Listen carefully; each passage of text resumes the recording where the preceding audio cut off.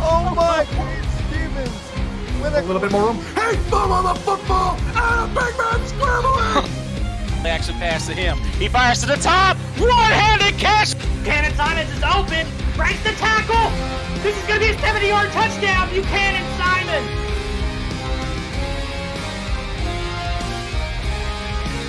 Over the top, and that might be the most impressive interception all day. What a shoot. Breaking through a tackle. Oh, no. what a ridiculous sequence of events. He's got Heath McDaniel Jr. inside the 10 to the 5. Touchdown, Carolina. The kick is blocked from Zuderveld. It's loose. How? What?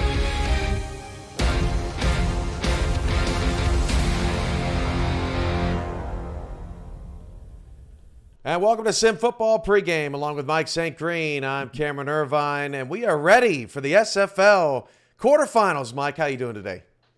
Hey, doing great, Cam. The quarterfinals weekend is here, as you just mentioned. 7 of the top 8 seeds still remain. It should be a great weekend of SFL action.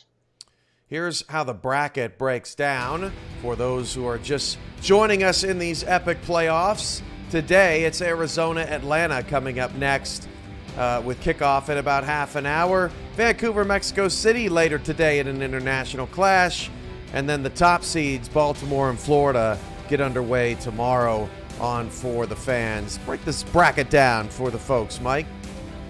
Yeah, let's start right at the top with Las Vegas and Baltimore. That should be a very intriguing matchup tomorrow with Vegas traveling back to Baltimore, the site of where they were shut out earlier in this season, 34-0. They played in bad weather in that game, and Joseph Green had a very challenging day that day, dealing with that great defensive line over there at Baltimore. We'll see how they can adjust from that game earlier this season going in there tomorrow.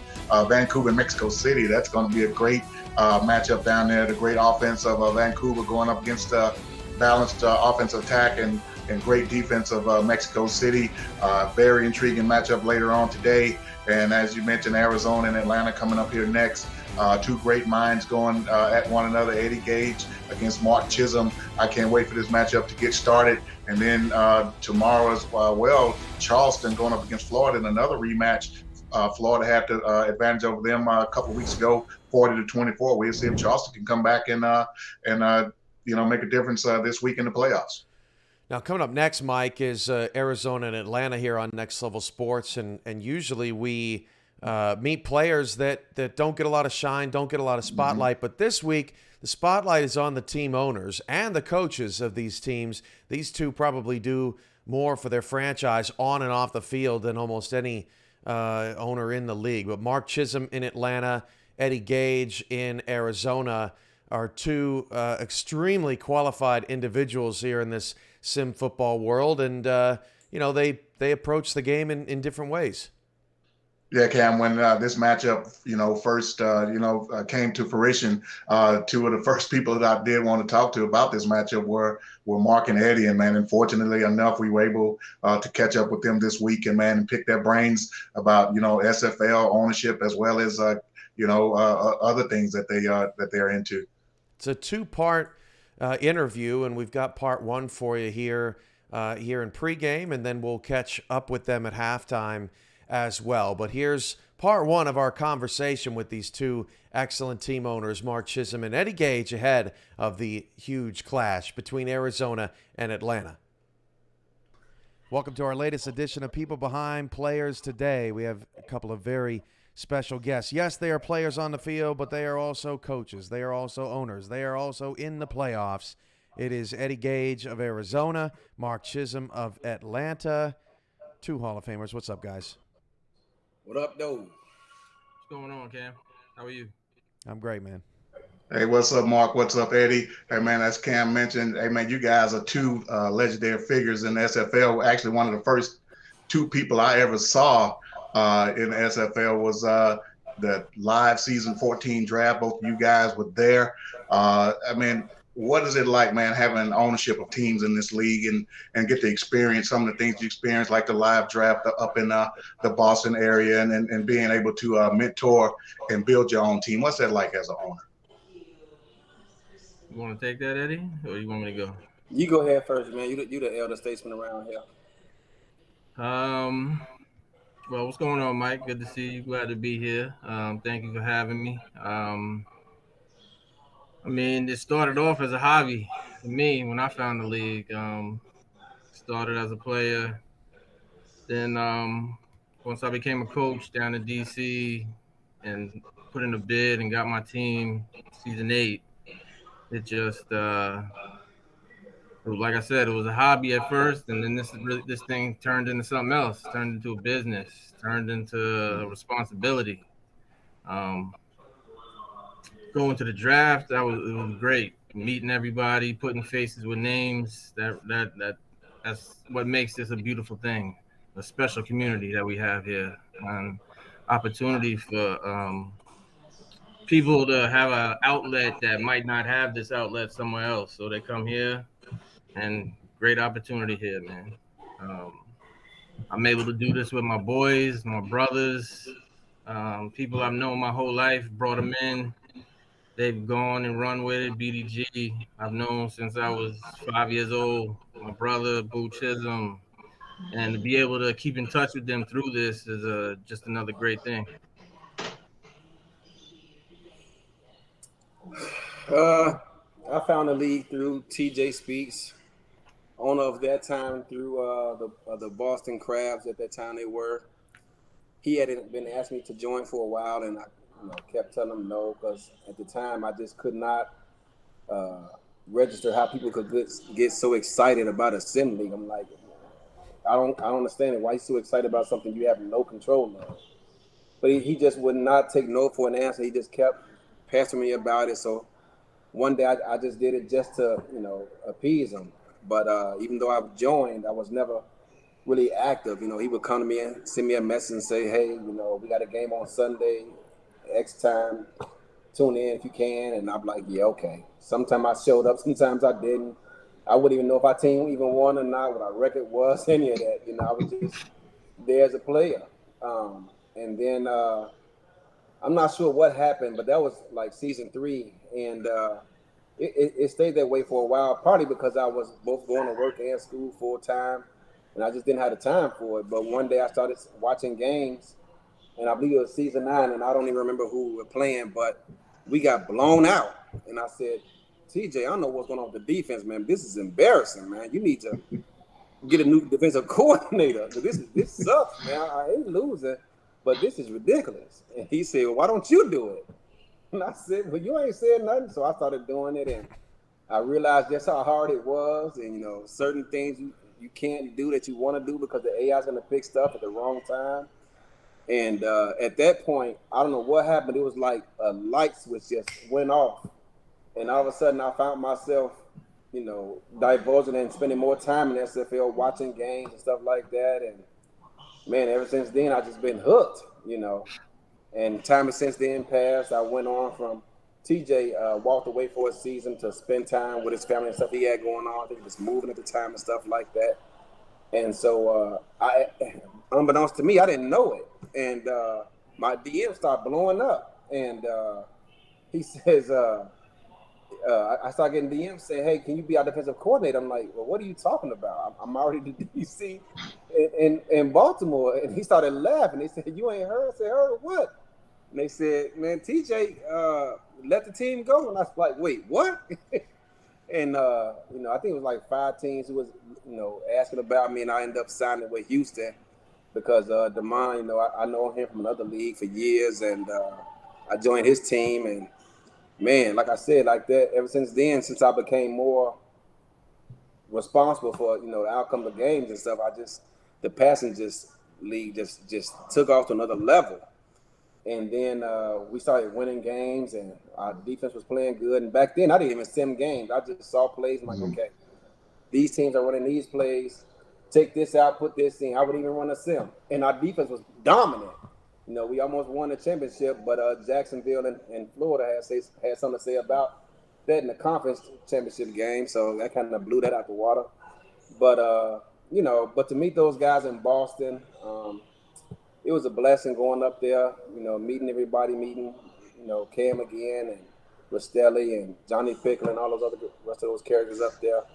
So, but being an owner, coach, Man, it's like kind of Mark touched on. It's you have a responsibility. You can't just it's all or nothing. You're either gonna put your all into it or let someone else do it for you. Because if you don't have time to put your all into it, what's the point? Because you got 19 other people in your locker room depending on you to have us go out there and not necessarily win, but compete.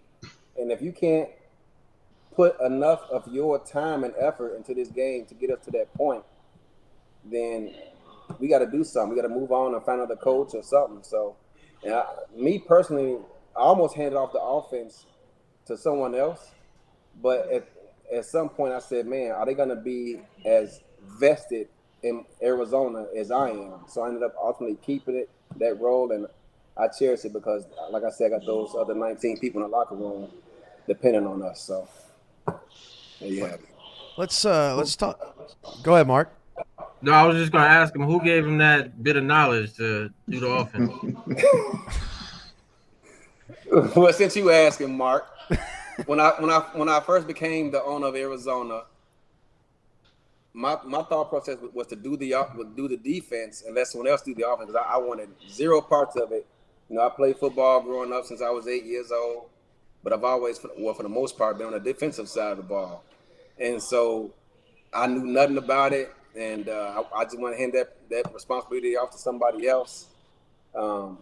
We brought someone in. I'm not gonna mention his name, but it didn't work out. And after 5 games, we let him go, and Bovine took over, and it was okay for a while, but eventually things fell apart. And at the end of the season, he quit and said, "Hey man, good luck. Your defense is playing too well. You deserve better than this." And I took it on, but if I'd have listened to the advice that Mark gave me, since he want to put his name out there, when I first got the team, he said, "Eddie, you should run offense and defense." And I said, "Why?" He goes, "Because if you ever have a person leave, at least you have that experience, and you won't be just out there, alone, not knowing what to do, and you have that experience under your belt." So if I had done that sooner, I think Arizona would be in a better place than we are today, and that's on me. That's a great point, to always have a backup plan, and the team owners are the backup plan. Let's talk about the matchup a little bit this week. This is kind of a low-key rivalry game. The teams don't meet a ton. They're on different coasts, but this is the first playoff meeting between the two organizations. And, I want to start with Mark with what he sees out of Arizona and what he may be most worried about and just what his scouting report is on the Scorpions. Scorpions are an elite team in this league. We know Eddie does defense, and he does it well. They always going to bring it. It's hard to find holes and hard to find plays to manipulate that kind of defense. But we got a pretty stellar group of guys over there, and it's definitely, I've been in the lab all week working, trying different things, and it's definitely not been an easy week. On offense, they can move the ball. Eddie has grown exponentially in his short time with his wide receivers, and DJ Moses, that dude's a problem. He reminds me of my back, and all he got to do is get to that corner with no defender within a couple of yards, and he's gone too, just like Hollywood. And he can take it to the house every time. So got to definitely game plan for all those players because they're all good. And then he got Todd in the offseason, came from us. Great addition to that dude. Great addition for him. He's a great scouting guy. He helps out and very positive in the locker rooms, man. And Eddie got a good one there. So they're bringing a solid team. Don't let that rank 7 fool you. They're bringing a top 5 team to this game in this weekend. Eddie, that loss to Vegas looks a little bit better after they upset Queen City, which is, to Mark's point, why you're the 7th seed, but not your average 7 seed. So, Eddie, what have you seen out of Atlanta this week? Well, Will was pretty quick getting back his scouting report. I told him, it's all hands on deck. I need you to come help me out, and he responded really quickly this week. Combined with he usually scouts the offense, I scout the defense, and the first thing I noticed is Mark has grown defensively, and I don't always praise people or praise coaches. And I remember a few times this season when people were talking about, not just yourself, but other podcasts talking about Mark's defense. I'm like, yeah, I mean, he all right, but it's the offense, the one that put in the work over there. And but then I started watching the tape, and I'm like, oh, okay. Mark, well, first of all, he got some playmakers over there, and he got some guys that, they were young when he first got them that developed since then. His defensive line is better than previous seasons, and he's also more aggressive than previous seasons. I mean, anyone who's a coach who watched that championship game, he played one defense out of nickel and one defense out of dime that was cover 12 the entire game. And somehow he got away with it. Sioux Falls didn't run the ball enough to try to exploit that, and he went on and won a championship. But, yeah, he got some playmakers on both sides of the ball. Oh, my God. Like I was telling you guys before the show started, BDG, I don't think he's necessarily faster than other backs, but he gets from 0 to 10 faster than other backs. And it's like, if you don't meet him at the hole with like 2 people, it's a wrap.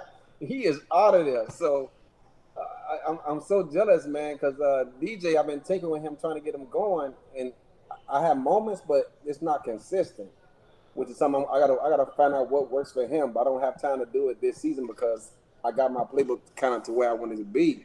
But man, it's gonna be a battle, man, and then you can't commit too much attention to him because you got Sage and Boo over there, ready to yell out, call and Boo and all that nonsense you hear during the game. Then you got DeMar Wooding out there, and then you got this young receiver, Ryan Roosevelt. He just got maxed out pretty much already. So, man, dude, it's crazy. So I got to find a way to be responsible defensively while trying to keep us in the game with our offense. And I ran the sim, and, it's going to be a battle, man. And it's a shame because we were watching the playoffs unfold. We were on the phone talking to each other, which is kind of hurts me because I really didn't want this game. We were watching the playoffs unfold, and we were kind of hoping that things fell differently so we wouldn't have to play each other, at least not this early. And it didn't work out that way, and we were both kind of sad about it. And it's a shame that one of us got to go because, we talk pretty much every day. I've been to his house a few times. Every time I fly to Atlanta, he takes me out to eat. And despite the fact that my job was paying for my meals, he refused to let me pay. He introduced me to pho. And, man, I fell in love with that food. And I walk up out of there full every time. And, dang, it's just unfortunate we got to play each other this early in the playoffs. And, salute Mark, man. Whatever happens, man, salute to you and your organization, bro. Appreciate it. We could talk to these guys all day, but we got to hit the field. Eddie, Mark, good luck to you today, and we'll see you at halftime for more chatter about who these guys are off the field. Thanks, guys. Absolutely. Thank you. Something that that new people in the audience don't know, Mike, is that these guys have to scheme against each other, and then they don't even have any control once the game begins. So they have to somehow get plays called in the right places, right, to stop exactly what they want to stop. It's very difficult. It's like football and 4D chess, right, mixed together, and that's what the league's all about because the human element exploits imperfect, video games, and so we say, hey, we don't need that, right? We just want to play the game of football, and that's what these two teams do. And in my opinion, Mike, they do it the hard way. Yeah, they might have some scouts, but these guys own the team. They coach the team, and I think both of them probably look as tired as I do right now after planning for this week. First of all, Cam, I love both Mark and Eddie, and And the intriguing part to each of them, to me, is that there are different approaches. It seems like Mark seems more cerebral, and quiet. He's that quiet assassin type guy. And Eddie makes me laugh all the time with how he agonizes over a game plan and trying to figure out how he's gonna, put his players in the right place to make the plays that he would want them to make. But the main thing that stands out to me is that coaches matter. Players matter. These guys have built their teams to the level that they are because they keep their locker rooms together. They keep their players progressing, and then in turn they're able to enact the game plans that they enact. And as you mentioned, man, you put it in. You hope you've made the right decisions, and then after you push play, it's all up to the AI to do what you intended to happen. Eddie called me this morning at headquarters to agonize over the game, like I'm just sitting around making mimosas or something. It was not happening, and we wish them both best of luck. Hey, when we come back, we'll have a further breakdown of this matchup, how the teams have been on the field, who the players are to watch, and then kickoff from Atlanta at the Hive, which is always buzzing. Arizona and Atlanta, it comes your way next as SFL pregame rolls on after this.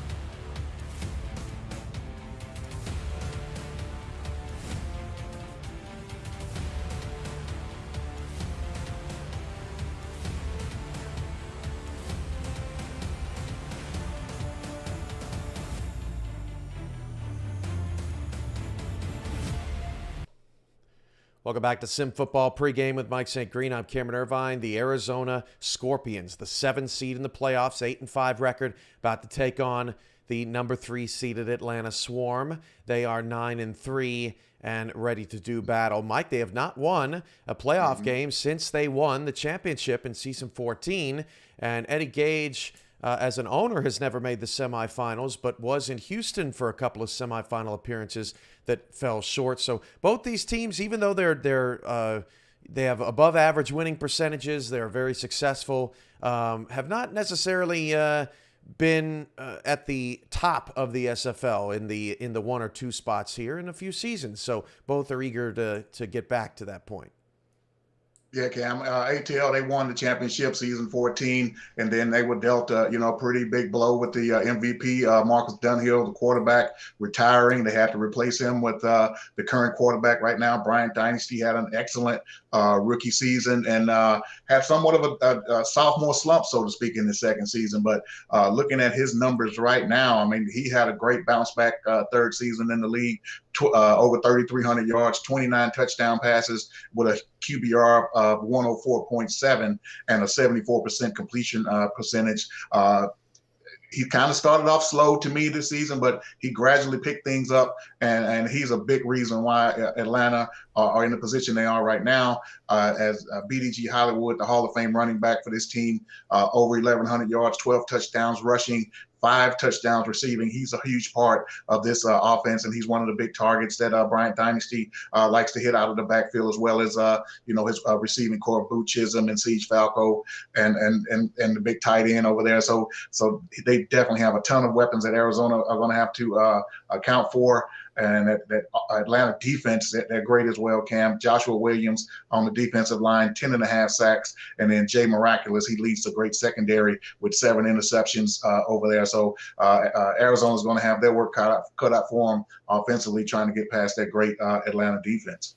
Doesn't Marcus Dunhill, of course, played for Atlanta, won a championship for them, came out of retirement, now in Jacksonville. Doesn't he wear your number? It's right over your shoulder there. Doesn't he wear your number now in Jacksonville? How did they not retire that thing?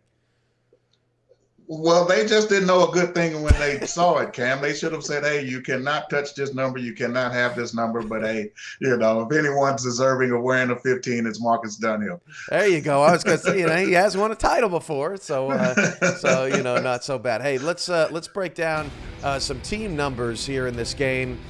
I think the over-under set by the analytics team, the SFL, Jack's Data, has set the over-under for 54.5. I think that's too many. 2 top 4 defenses in this league. It's hard to believe that we're going to get in this shootout, but who knows? How do you see this matchup playing out on the field today? Well, Cam, as you see Arizona right there where it says best in scoring defense, where you see best in third down efficiency, I'm going to throw a number out there at you. 33 seasons of experience, and that's 33 seasons combined experience of that Arizona secondary. That's including 15 seasons from the great Eddie Gage. And so they have a ton of experience in that secondary. So Atlanta's work is going to be cut out for them in this game. And I agree with you, 54 points, that seems a little high in this game. Both defenses are great. They both have great defensive lines. I mentioned Joshua Williams on the Atlanta side, but hey, on the Arizona side, we've got Mark Mello and D.D. Sacks. They both have a combined 20 sacks on the season. And it's just going to be a great game defensively, and if the offenses can scratch something out, it's great. But this is going to be a defensive battle for 44 minutes. Could the quarterbacks be the difference? You see those top 6 run defenses in there. DJ Moses and BDG Hollywood are 2 very talented backs, but Bryant Dynasty and Ashley Jackson, in my view, Mike, they are both similarly streaky in the sense that they can get really, really hot. And they can also get really, really sloppy with the football. Yeah, I already gave you your numbers on Bryant Dynasty. Ashley Jackson, as you mentioned, they're very, comparable in their numbers. Her touchdown total was slightly down this season with only 19, but she did pass for 3,500 yards on the season. Her completion percentage is pretty high as well, with 74, a little over 74%, and a QBR is about 89. But as you mentioned, they're both very streaky. Last weekend against London, Ashley had a great game, over 400 yards passing. I want to say 4 touchdowns in that game, but only 1 turnover, and that's a huge key for Arizona and her game in particular. If she can, protect the ball, it'll go a long way towards Arizona coming out on top. I'll have to watch both teams in the red zone, too. Arizona has struggled a bit recently with the red zone efficiency. Atlanta hasn't made much headlines in that department, so they're probably pretty middle of the road there, but or slightly above average, I'm sure. But we've broken this game down about as much as we can, Mike. It's Arizona and Atlanta, and it comes your way next. Kickoff after this commercial break. You are watching the Simulation Football League presented by APM Music. This has been Sim Football Pregame, and kickoff is next.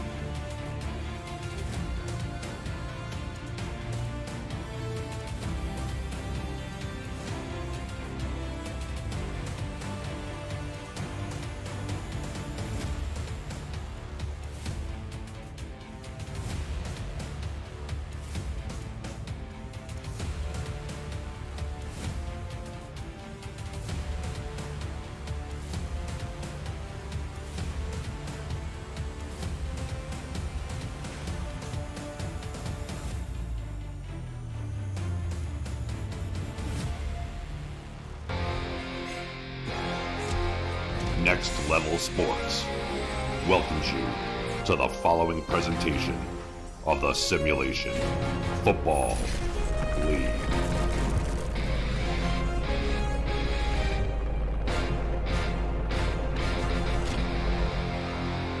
We're here in the 404 for two teams looking to place their spots in the SFL's Final Four. It's the Arizona Scorpions and the Atlanta Swarm here on Next Level Sports.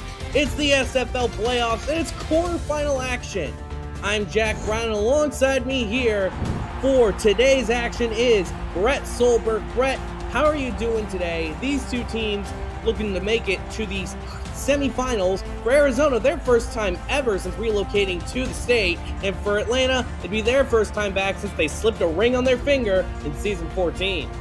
Jack, come on, we're in the playoffs here, my man. We gotta get more hype than that. And we got basically a finals matchup here in the quarterfinals with these two teams that play so eerily similar on paper. Two stalwart quarterbacks in Ashley Jackson and Brian Dynasty, two stalwart running backs in DJ Moses and BDG Hollywood. And you've got both sides of secondaries being fantastic over the last 8 weeks of the season. This is going to be one of the best matchups, and we're starting things off hot this week here. Absolutely.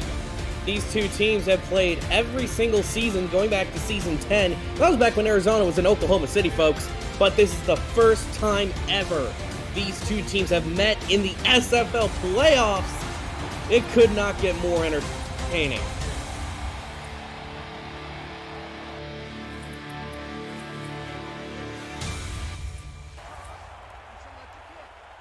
Everything is just about ready to go. Atlanta set to kick it away in their all-black home uniforms. Arizona in the white jerseys, black pants. Ball's on the tee, and we are just about ready to get quarterfinal action underway here on Next Level Sports as the kick is away. Gonna sail this one deep towards the goal line, taken at the goal line, past the 10, past the 20, past the 25 to the 20. They're going to say the 24-yard line, and that's going to set up Ashley Jackson Company. Yeah, and Arizona coming off a wild card weekend where they basically took care of London, scored the first 44 points of the game, and kind of rode their way on to victory and up to this situation. So they're riding off a really hot streak right now. Yeah, especially coming in with some question marks coming into the playoffs. Deep drop from Ashley Jackson, throws it over to DJ Moses as Moses gets hit right at the line of scrimmage. The remainder of Arizona's starting offense are the wide receiver trio of the Donnie Hands and James Hands brothers, alongside TJ Punk and tight end Will Todd. Will Todd, obviously a former member of the Atlanta Swarm.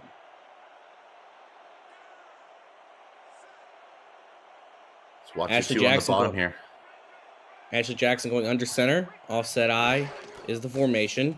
Very deep drop, looking around, throws to the outside, and that's going to be caught in bounds. Gain of 6 to James Hands. The Hands brothers, Brett, there is no way to really go about this other than to say that they're probably one of the best receiver duos in the entire Simulation Football League. I mean, I think there's some competition over north of the border with, someone familiar in Kendra Hall, but I agree with you. Look, we're not in the times for that as James Hands gets the first down, makes the 1st and 10 from Arizona's 34. Arizona coming out with a very slow, methodical drive to start out the game. Yeah, and they're going with a passing offense to start things off. 3 straight passes, and they completed twice on an out route to James Hands to get that first down.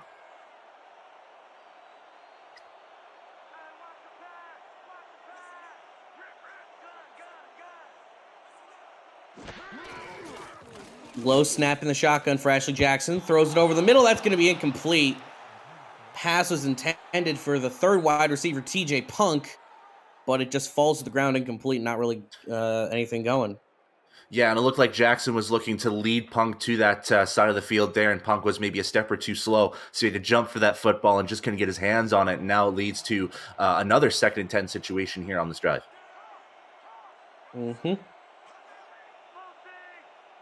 2nd and 10. Ashley Jackson hands it off to DJ Moses for the first time today. DJ Moses gains a yard or two, and it's going to make it 3rd down and 8. DJ Moses, one of the most electrifying backs, especially from this Arizona team. Yeah, and if Moses gets that first step and he has enough space, he could be gone for 20, 30, 40, 50, 60, 70, 80, 90, 100 yards if you wanted to. He's just got that breakneck speed that's almost unmatched throughout this league. 3rd and 8, very low snap in the shotgun for Ashley Jackson. She throws it over the middle. What a grab by, I think that is TJ Punk, making up for his drop earlier. Yes, that is, as he crosses the midfield stripe, gets to the 46. That was an excellent throw from Jackson as well, getting it over the head of Cree Higgins as well, who was on coverage in front. So an absolutely laser-pointed throw from Jackson. Another handoff to the outside to DJ Moses, and this is where he can be dangerous. Oh, he gets caught up. Oh, he's broken away. Down to the 20, 10. He's going into the end zone. Touchdown, Arizona Scorpions. And just that little bit of delay was all he needed, and he is gone.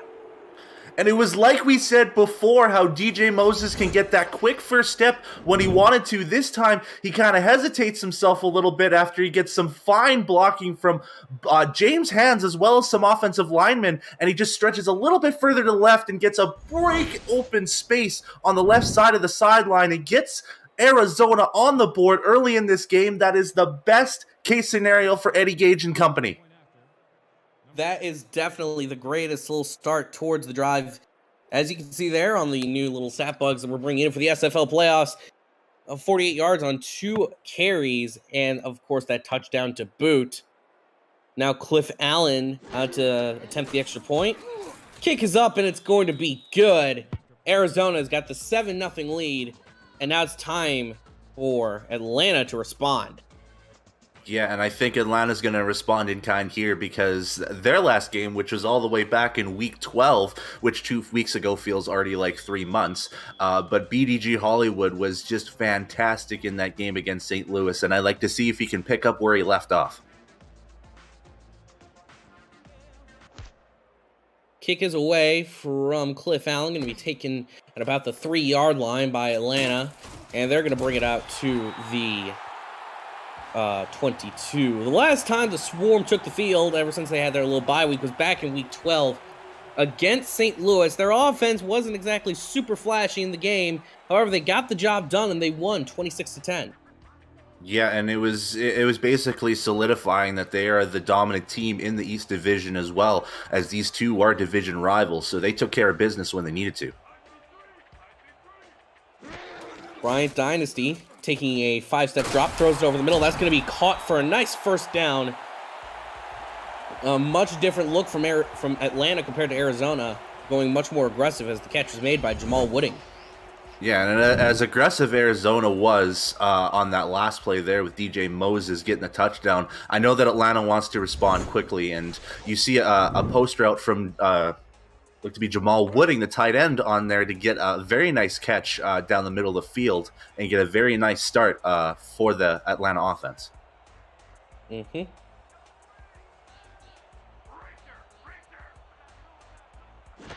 The line is packed here. They're going to hand it off to BDG Hollywood, and Arizona's defensive line knew who was coming, and they sent in the house and took him down behind the line. Sean Moore, the man credited with the tackle. Yeah, it looked to be Sean Moore, and I think one of the interior linemen, I'm going to say it was Alex Constantine, that got to him as well, just to basically stuff BDG right behind the line. Yeah, there's no front line here in the SFL, probably more dangerous than this Arizona front four, as they nearly get to Bryant Dynasty as they try to dump it off to BDG Hollywood. Minimize the damage, but it just doesn't work out. 3rd and 12.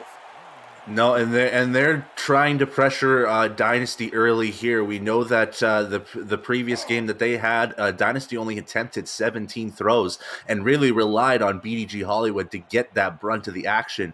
And now Atlanta's going to go empty set here. This is not something that we are too used to seeing from the Swarm. Bryant Dynasty has all the time in the world, finds a man to the outside.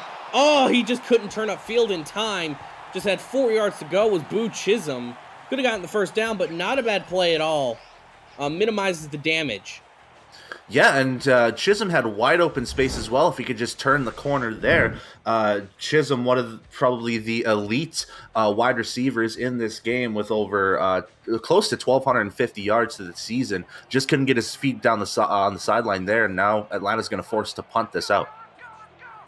So for Arizona, the perfect start to the game has really been achieved here, sending Atlanta punt unit out on the field. It's just, that was going to be fair caught at the 25 by TJ Punk.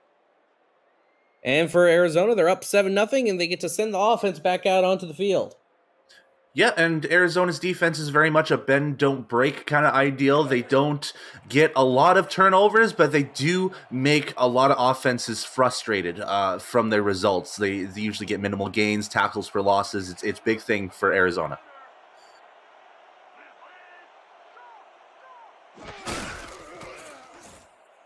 Jackson finds Moses, and Moses has got a lot of room in front of him, but he gets hit out of bounds at the Arizona 31-yard line.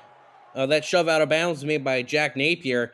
Napier, in that last game against St. Louis for Atlanta, was a real difference maker. He had 2 interceptions and really helped carry the Atlanta Swarm to that victory.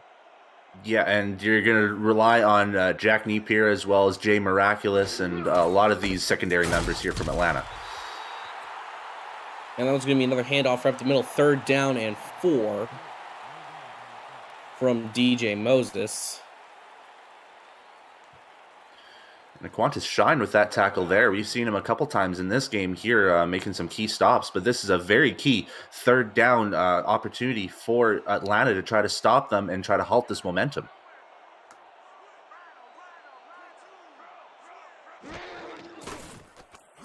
Ashley Jackson stands right up, throws it over to DJ Moses, and Moses is not going to get the first down, makes it 4th down and 2.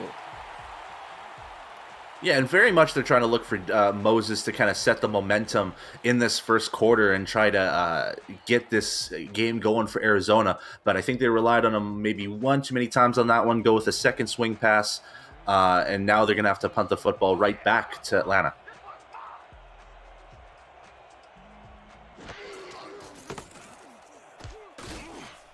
Punt away from Arizona. It's going to be taken at the 31 or 32-yard line. Not going to gain anything out of it. And it's going to be 1st and 10 once more for Atlanta. Yeah, and Atlanta now, they have the football back. This is a prime opportunity to respond in kind, maybe take all the clock away from the first quarter as well to kind of trot down the field to try to tie this game up.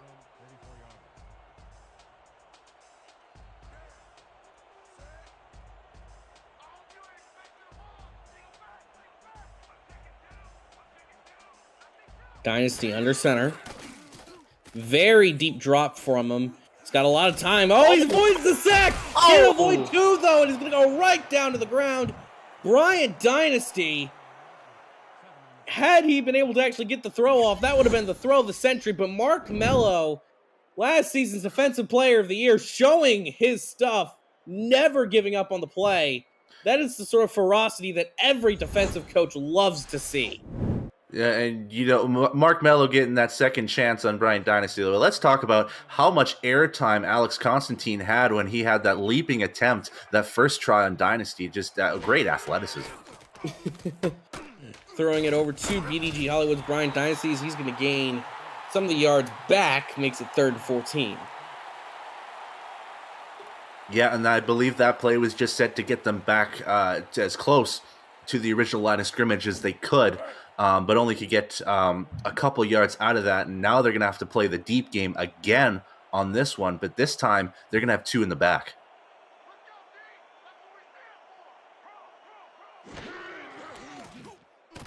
Quick drop from Brian Dynasty, looking downfield. Going to go and loft this one deep, and it's picked off. Arizona having their way of the Swarm this quarter.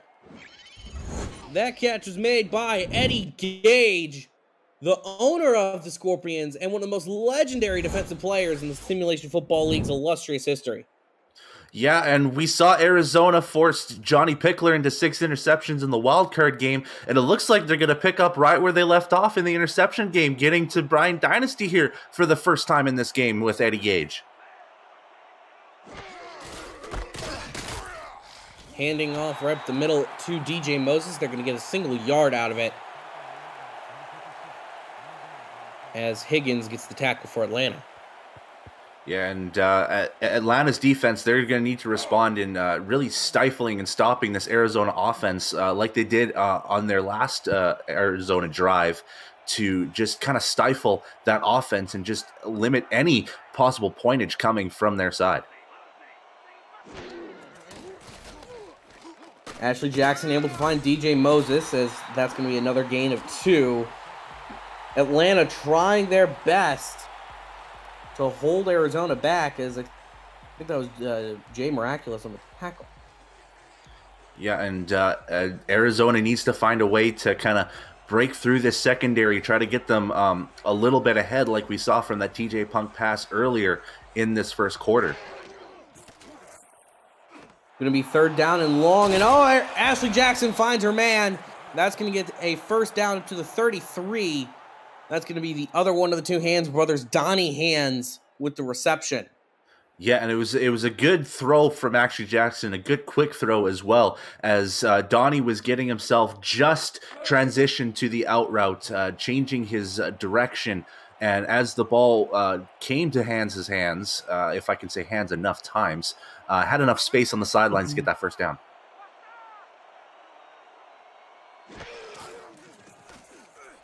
Ashley Jackson has a lot of time in the pocket, throws it over to DJ Moses. The safety valve route proves itself once again. And actually, that was the fullback, as there's a penalty flag on the field. We'll have to see what that is. Face mask, number 37. Oh, and it's going to be face mask against Atlanta. And that's going to send Arizona further upfield. Not what you want to see if you're Atlanta. You're already playing behind the 8 ball. And Jay Rock's going to be called for the face mask. Although, I'm not sure if I quite saw it on that replay. I think that might have been like one finger on the mask or something like that, because I didn't see his arm go anywhere near that fullback's face mask at all. Like that, I don't know about that call, 62. We don't know, but it sets up Arizona in the red zones. Ashley Jackson finds DJ Moses once more. Loving that little halfback valve, and it's going to gain them 3. Yeah, we're getting a healthy dose of DJ Moses here in the first quarter, along with just, peppering in here a little bit of there between the brothers' hands. So it's good to see, if you're a running back fan, it's good to see DJ Moses getting involved so much in this first quarter.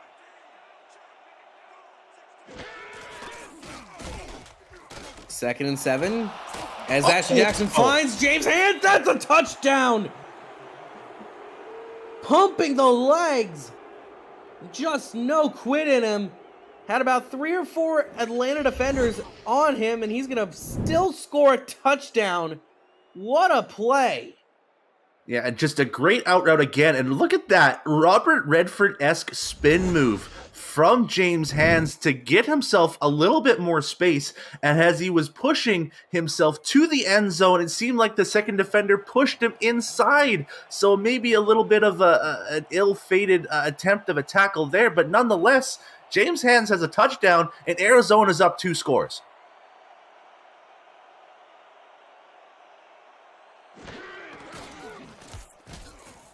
Kicks away from Cliff Allen, and it is good. And for Arizona, they're up 2 scores, and it's not even the end of the first quarter. If there's ever been the definition to the perfect start of a game, this has to be it. Yeah, and I think Eddie Gage, as he's playing defense and as well on the sidelines, I think he's jumping for joy at the moment, even though there's only been 1 quarter played. But he is really happy with this start from the Scorpions on both sides of the ball. Atlanta now having to recuperate and try and figure out some way to get back into this ball game. There still is a ton of time. We're being down 14-0 against Arizona, a team who last week scored 44 points straight that is not exactly a comforting position to be in. No, and I think it's just everybody on that Atlanta offense just needs to compose themselves at this point. Just calm themselves down. They know that they have 3 quarters, another 33 minutes of action to work with. So just keep it going. And they're going to try out with BDG Hollywood as he's going to lose a yard. Bryant Dynasty so far not being able to find that next gear. He's kind of just been stuck in first gear. Actually, no, he's clutch stalled. And I think with Dynasty, we've seen how efficient of an accurate quarterback he's been all season. I think he'll pick it up once he can get this offense going. Deep drop from Dynasties. He's going to throw it over the back of his body as BDG Hollywood was not quite prepared for that. Loses another chunk of yards, 3rd and 15. Yeah, it was very much 100% a broken play. It looked like Dynasty was looking for his receivers deep. Saw that the swarm of Arizona defenders came to against him and basically just had to throw it to whoever was open, and BDG was open. Bryant Dynasty now lobbing it deep. It's going to be a tip drill, incomplete. And Atlanta's offensive struggles continue as they're going to be forced to punt this one away. Pass intended for Siege Falco. And look who it was again. It was Eddie Gage. 2 scoops looking to get interception number 2 on that one, and just couldn't get his full hands on the football this time as it drops to the ground. And again, Atlanta will have to punt this ball back to Arizona, who's just been red hot on the offensive side.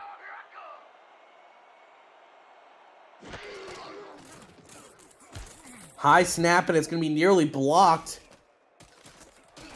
Fair. Actually, no, they're going to try and take this one up. Forward progress marks them down to the 49.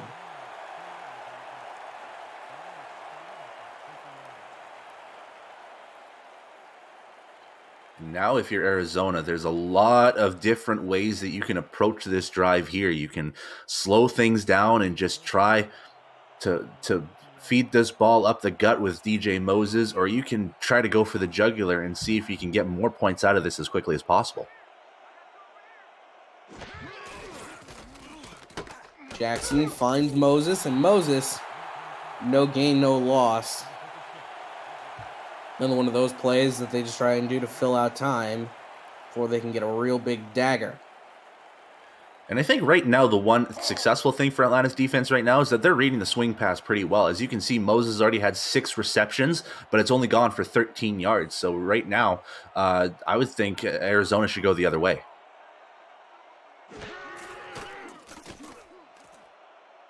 Throwing deep over the middle, and that's going to be another incompletion. Tried to go deep, but there was just too many in the vicinity. Garrett Hudson, they're going to credit with the pass deflection. Yeah, and he was right there ready to go for that, and he had his hands ready for the interception. Just couldn't get his, again, just like the Eddie Gage play, just couldn't get his full motion on his hands to just secure the football for that interception. But there was also a corner in there as well that kind of disrupted the way. I want to say it was Jack Napier. Short throw from Ashley Jackson on 3rd down, and for the first time today, just as the first quarter is about to wrap up, Atlanta finally gets some sort of moral victory as the pass to TJ Punk is just short. Arizona's up 14-0 on Atlanta. It's been a great first quarter for the Scorpions, not so much for the Swarm. You're watching the SFL on Next Level Sports.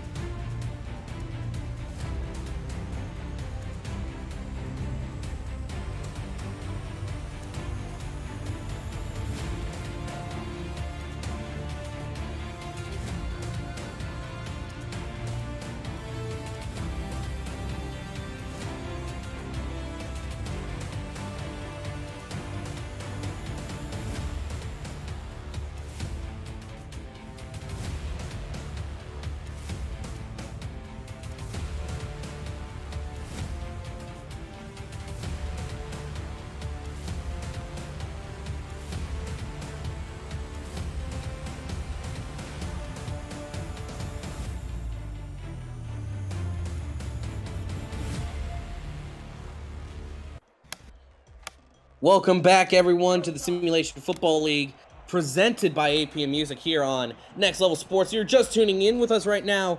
We are entering into the second quarter of play. Arizona up 14-0 on top of the Atlanta Swarm, although Atlanta just getting their first moral victory of the day as Arizona's forced to punt this one away.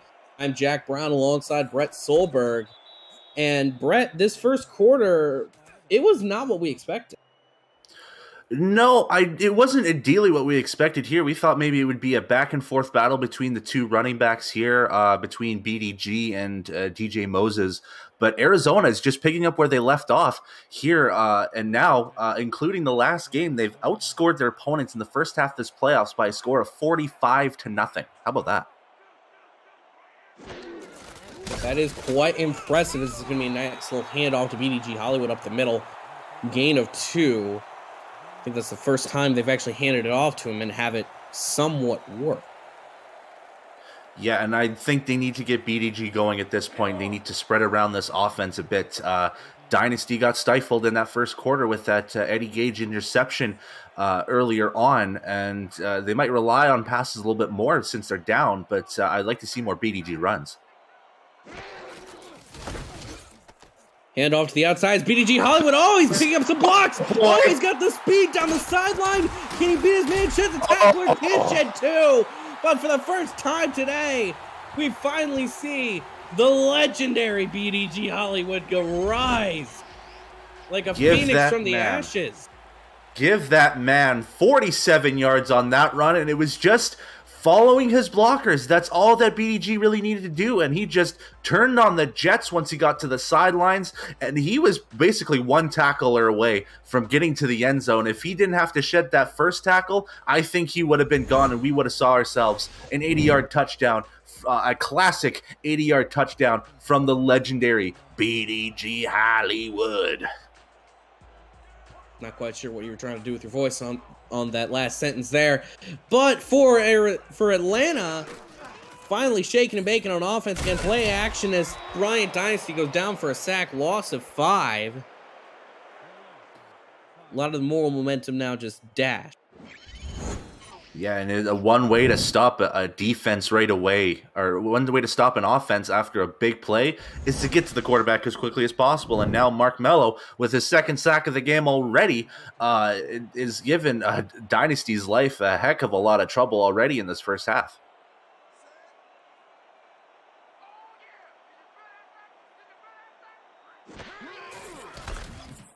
Handoff once again to Hollywood as Hollywood tries to force through that defensive line, but Joey Tropicana is able to force him down 3rd and 14. Yeah, and Hollywood decided to spin inside, which I think he might have had a little bit of open space, but there was 2 defenders like basically right at the spot after he got the spin move. So I think maybe if he would have stayed outside, maybe would have gained a couple extra yards. Yeah, who knows? But now it's 3rd and 14. Dynasty lobs it to the corner, and that's going to be caught in bounds, but not enough for the first down. It's going to only gain about 7 or 8 yards. 4th and 7 after the reception by Siege Falco, his first of the day. Yeah, that's like you said, the first action Siege Falco has seen so far in this game. We usually see him get a couple catches in many first quarters for Atlanta, but this time Arizona secondary, they've came up to play and have kind of again that break dope bend defense is working to a T. Punt is away. It's going to be a fair catch at the 10, or actually they're going to pin it down at the 11-yard line. Still a good drive, all things considered, from Atlanta, and they're finally getting something going here in the high.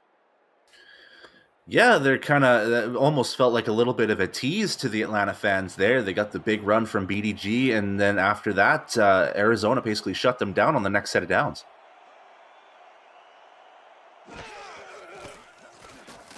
Deep drop from Jackson finds DJ Moses as Moses gains 3.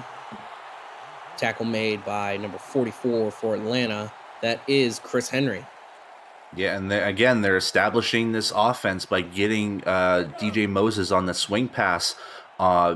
We've seen it on both sides at this point, but Moses ain't getting much for yardage to start off on those drives there. This is probably the most that we've seen, that 3 yards.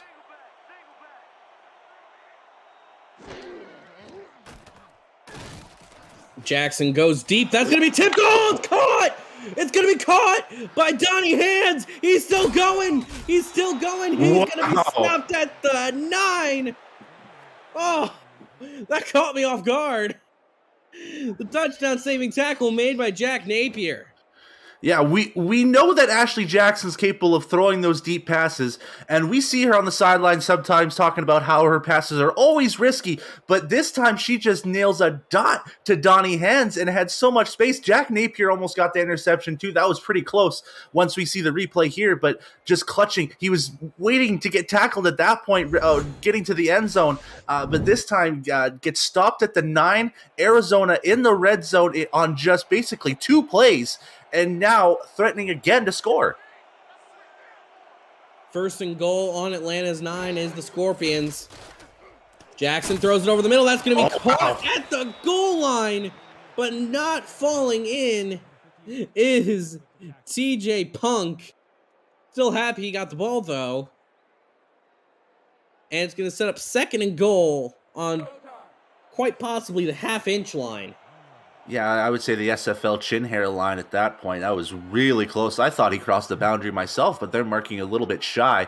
But now let's see an up-the-gut move for Moses. They're going to hand it off. It's going to be a loss of 2. And honestly, at that point, it might be a slight benefit as you get a little bit more breathing room. Yeah, it's very tough to get those goal line moves late because basically all defenses know what's going to happen. You're going to get a run up the gut by either the fullback or the running back at that point. Now they have a little bit of separation, a little bit of a freer playbook to play with. Throws to the outside. That's going to be an easy touchdown. Arizona Scorpions, DJ Moses. He has been making the house calls all day so far. That's his second touchdown today, if I'm not mistaken. First in the air. He had one on the ground earlier during the first quarter. And Arizona looking to take a commanding 3-possession lead. And we're only about halfway through the second. Yeah, and DJ now has 1 on the ground and 1 through the air. And he's been basically the catalyst to this Arizona offense, despite Ashley Jackson throwing for 163 yards already. Kicks away from Cliff Allen and Atlanta down 21-0 halfway through the second against an Arizona team that has not had any signs of slowing down throughout the first, really throughout the entirety of competitive play during their first 2 rounds of the playoffs. Yeah, they just keep the pedal to the metal at this point and are giving Atlanta a heck of a time. Booming kick from Cliff Allen is going to be taken at the 1-yard line by Atlanta. It's going to be taken to the 27. First down and 10 for the Swarm, who, I know it's kind of weird to say this so early, but this drive is kind of a must-score drive. Oh, absolutely. You've got basically 3 scores from Arizona, and you haven't responded yet. This drive is going to be crucial. 6 minutes left in the second. You got to make some kind of response up to this point.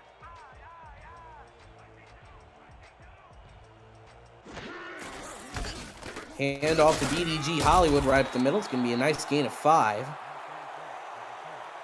Does exactly what he needs to, and not much more than that. It's just a run up the gut there for Hollywood, and that's aside from that big run that we saw on the last drive, that's probably the other biggest play that he's had all day with that 5-yard gain, and that's a good momentum setter for this Atlanta offense.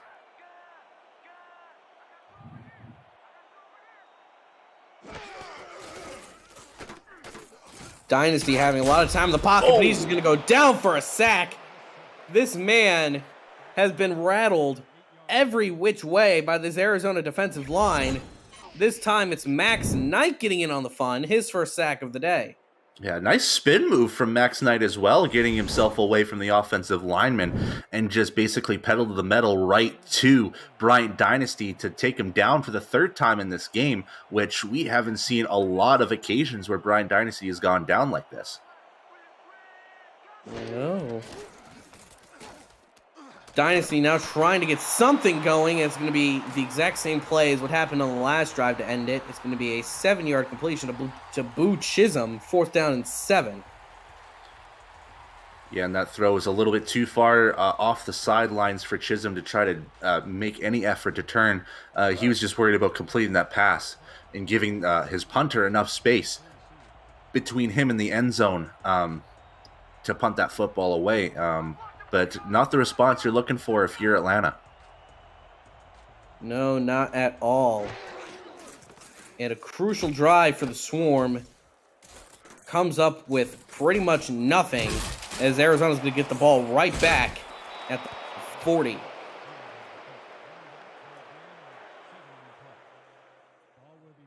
And again, good field position for Arizona, I should say, to make potentially even more damage if they wanted to.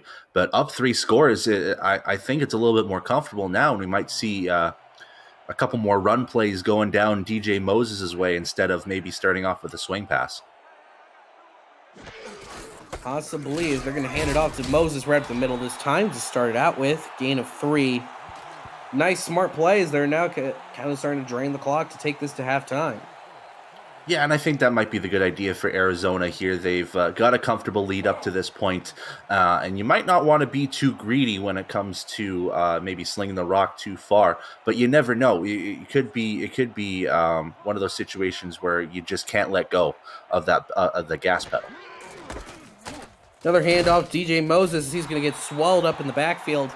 They are going to say he got right back to the line of scrimmage in terms of the forward progress. And that's going to be Garrett Higgins and a ensemble of Swarm defenders on the tackle. Yeah, and again, it's just kind of chewing that clock off to at least get to the 2-minute warning. But you need to make some positive gains here. Now Ashley Jackson going empty set, 4 receivers here. Jackson throws it over the middle. That's going to be caught for another 1st down across the midfield stripe. And that finds the tight end, Will Todd. Former member of the Atlanta Swarm, now suiting up against them in a playoff game in the Hive. And it must feel weird to have the Hive be this quiet for him. Yeah, I think he's more used to getting those catches and the Atlanta crowd screaming his name kind of thing. But this time, a little bit of a faint, quiet, deaf noise comes. Another dump off. It's going to be a gain of 2. And the clock keeps moving. They're looking to take this right to the 2-minute warning. Yeah, and it looks like they're shedding a lot of clock here, and they're giving some healthy doses of DJ Moses. This is the 3rd time that we've seen him with the football on this drive here already. Jackson once again finds Moses going on a little bit of a route towards the sidelines. Going to be a gain of 4. They're going to pin that as 3rd down and 3 for the Scorpions. Actually, no, that is actually it. It's kind of a smart out route as well to kind of to misdirect that defense. I think Atlanta was looking to play deep, and they got a decent gain out of it, and now it's a 3rd and 3. 3rd down and 3, and for the first time today, I think the Hive is really getting up on their feet, desperately looking for a stop, and they're not going to get it. DJ Moses piles through, and that's going to take us to the 2-minute warning. Arizona looking to put another touchdown on the board. They're already up 21-0. You're watching the Simulation Football League on Next Level Sports.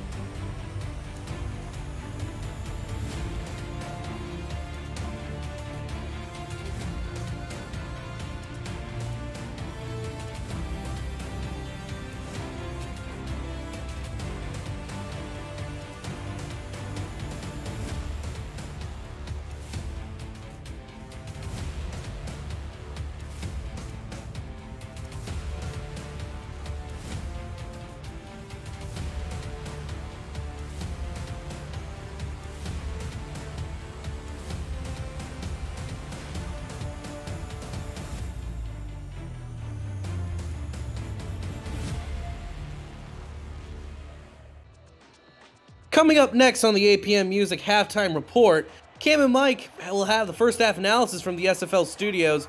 Part 2, their sit down with the Arizona Atlanta team owners Eddie Gage and Mark Chisholm, and Ashley Jackson has a message for SFL Nation. It's all coming up on the APM Music Halftime Report. Short throw over the middle, and that's going to be a gain of 3. Second down and 7 for the Scorpions. Yeah, and those Scorpions are just slowing the clock down, and they've got decent field position here. Maybe to give themselves a Cliff Allen field goal to kind of end this as well as at the 30. As DJ Moses does a little bit of stunting on that handoff, is going to gain 5 more yards, makes it 3rd down and 2. Ball's now on Atlanta's 25-yard line. And again, DJ Moses is just doing his job, and he's doing his job well, which is just getting good gains out of these plays. Handoff up the middle to DJ Moses, and that is going to be no good. 4th and 2. Cliff Allen, I think, is now going to be out to attempt a field goal, make this 24-0. Yeah, and I would call this a successful drive for Arizona here. They chewed out a lot of clock from this, and they got down the field just enough to get at least in scoring position, and now Cliff Allen's going to get himself what looks to be I want to say a 42-yard field goal out of this, if you can correct me here, Mr. Sir. I think so, yep. Yep, 25 plus 17 is about 42. You know, they don't let slouch that into academia for no reason, as the kick is up, and it is good from 42 out. So Arizona, you were talking over the break, they have currently outscored opponents in their first halves 52-0, or I guess now 55-0, between last week against London and this week against Atlanta. Yeah, and I don't think we've seen that much dominance in first halves between back-to-back games. And I've seen a lot of Florida games that have been that dominant, but it's just nothing like this. Yeah, Arizona, they must have found some secret juice. Oh, he's got some space. And speaking of secret juice, this man from Atlanta, he's got the secret juice. He's going down the sideline. Ryan Roosevelt, he's keeping the swarm in it. Touchdown. Hey, if your offense ain't working, you got to rely on your special teams. And Ryan Roosevelt gets himself great blocking on his left side, and he finds a space on the left sidelines to finally get Atlanta on the board. And right now, if I'm an Atlanta player right now, there's got to be a little bit of a sigh of relief that you finally got on the board, and hopefully this is going to shift the tide of momentum as we end the first half here. There's still 45 seconds left, and Arizona could do anything at this point to respond, but I think we're going to end this half here 24-7, and this has got to be good momentum for Atlanta. Yeah, for Atlanta, especially since they get the second half kickoff. Limiting damage is the goal, or was their goal, and I think they've done it pretty well. They were staring down the barrel, going down 28-0, but they stopped Arizona on 3rd down, forced them to kick a field goal, and then they took the kickoff back for a touchdown. What more could you ask for if you're the Swarm, apart from maybe that first quarter and a half not existing? Yeah, pretty much. They just got to make at least a couple stops here in this second quarter to kind of just end this half, get to the locker room, and just try to adjust for the second half. And now, for Arizona, it's going to be 41 seconds. They have 2 timeouts left. We could just expect them to hand it off to DJ Moses a few times, take this into the locker room. However, knowing DJ Moses, that is functionally the same as just going for 5 or 6 Hail Mary shots down the field.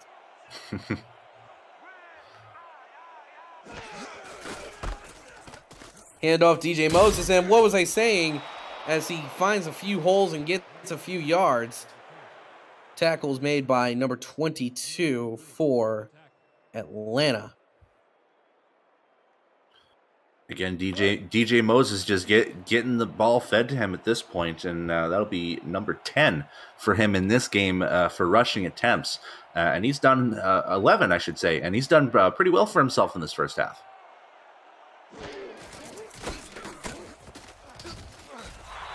And it's going to be another handoff up the middle. Gain of 2. 3rd down and 5. And that'll bring us to the end of the first half. Arizona on top of Atlanta 24-7. We're going to send it to SFL Studios for the halftime show. We'll be right back. You're watching the SFL on Next Level Sports.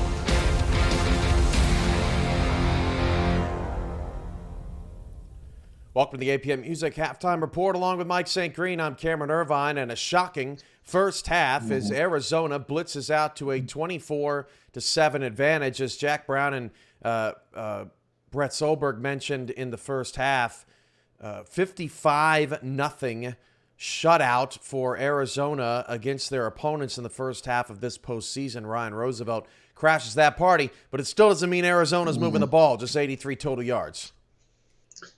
Yeah, Cam, this game actually makes me think all the way back to last playoff season. It makes me ask the question, are we a Riley Quintero kick return from, been a total outcome last season from Arizona? They were dominating that game. They've dominated all the games that they played in the playoffs this season. Man, that Atlanta offense can't get anything going, as you just mentioned, only 83 yards total. The Arizona defensive line have been great again this weekend. Mark Mello with 2 sacks. That's 5 for him in the 2 playoff games thus far. And this offense, they've been great in both weekends. This offensive third down efficiency has been great in this game as well. Atlanta can't get off the field, and in turn, man, the defense is getting tired. And Arizona, they're just looking like a well-oiled machine right now. Ashley Jackson is super efficient. DJ Moses is running hard. And as you mentioned, Arizona's in 3rd and short. Atlanta's in 3rd and long. That defensive line for Arizona has been a major difference and a major focal point in this first half. Yeah, the defensive line, as I mentioned, been great. Mark Mello with a couple of sacks.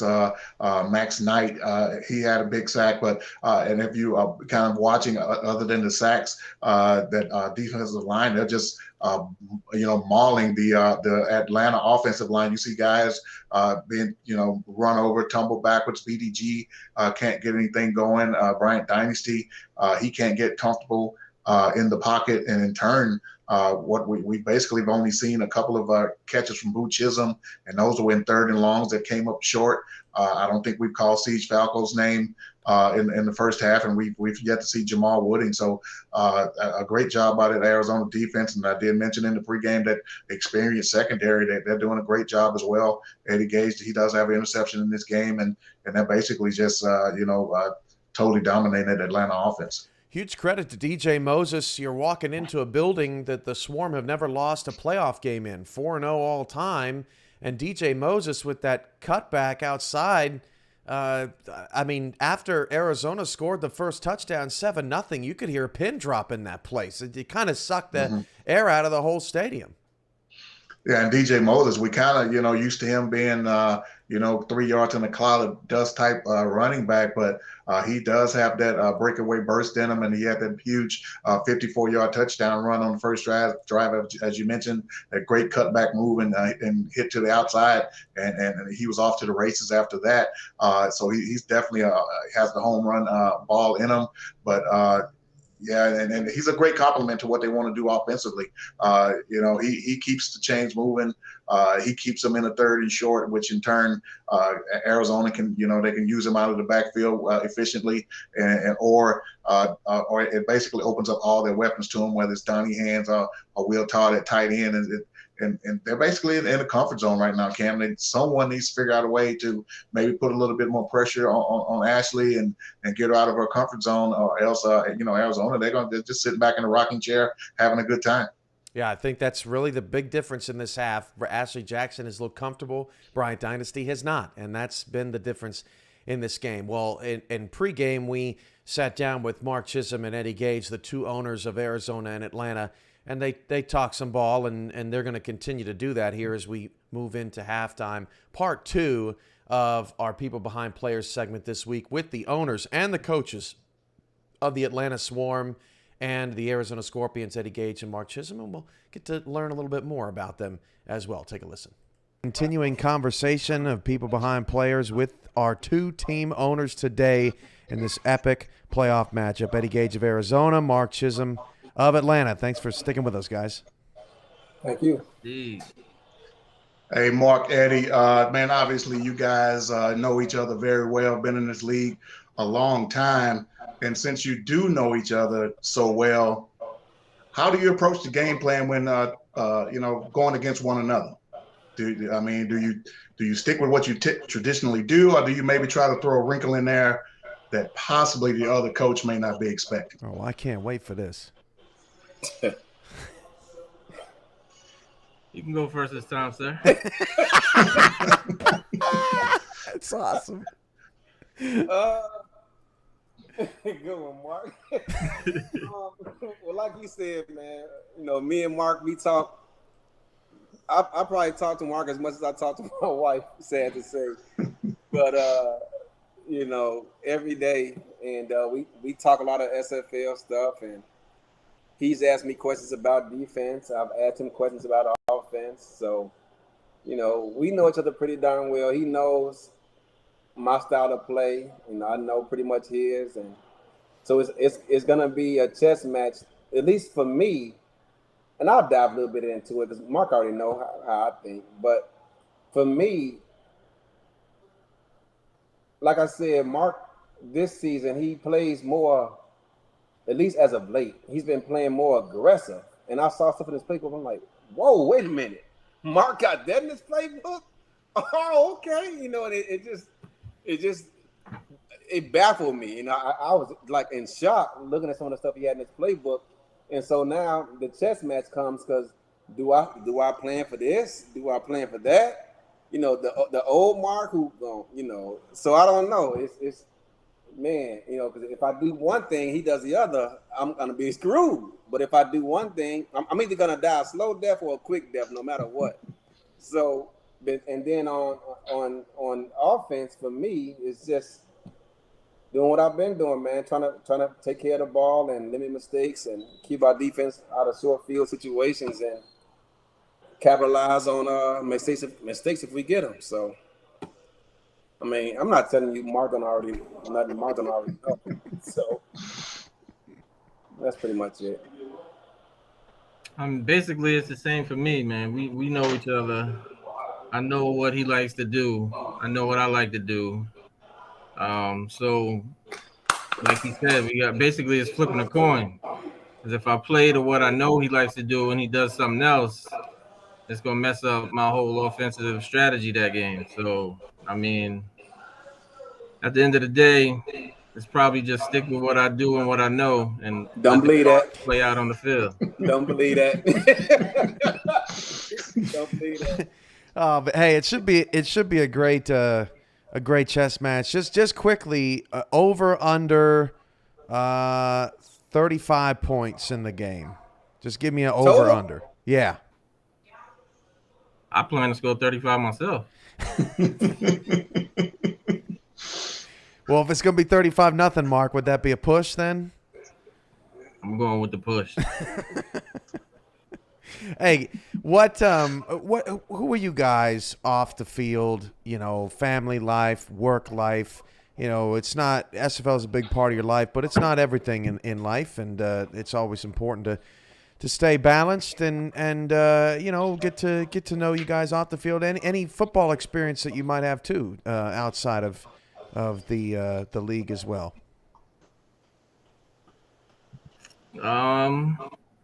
I'm a husband, father, been married 15 years. I got 3 kids, 30, 17, and 13.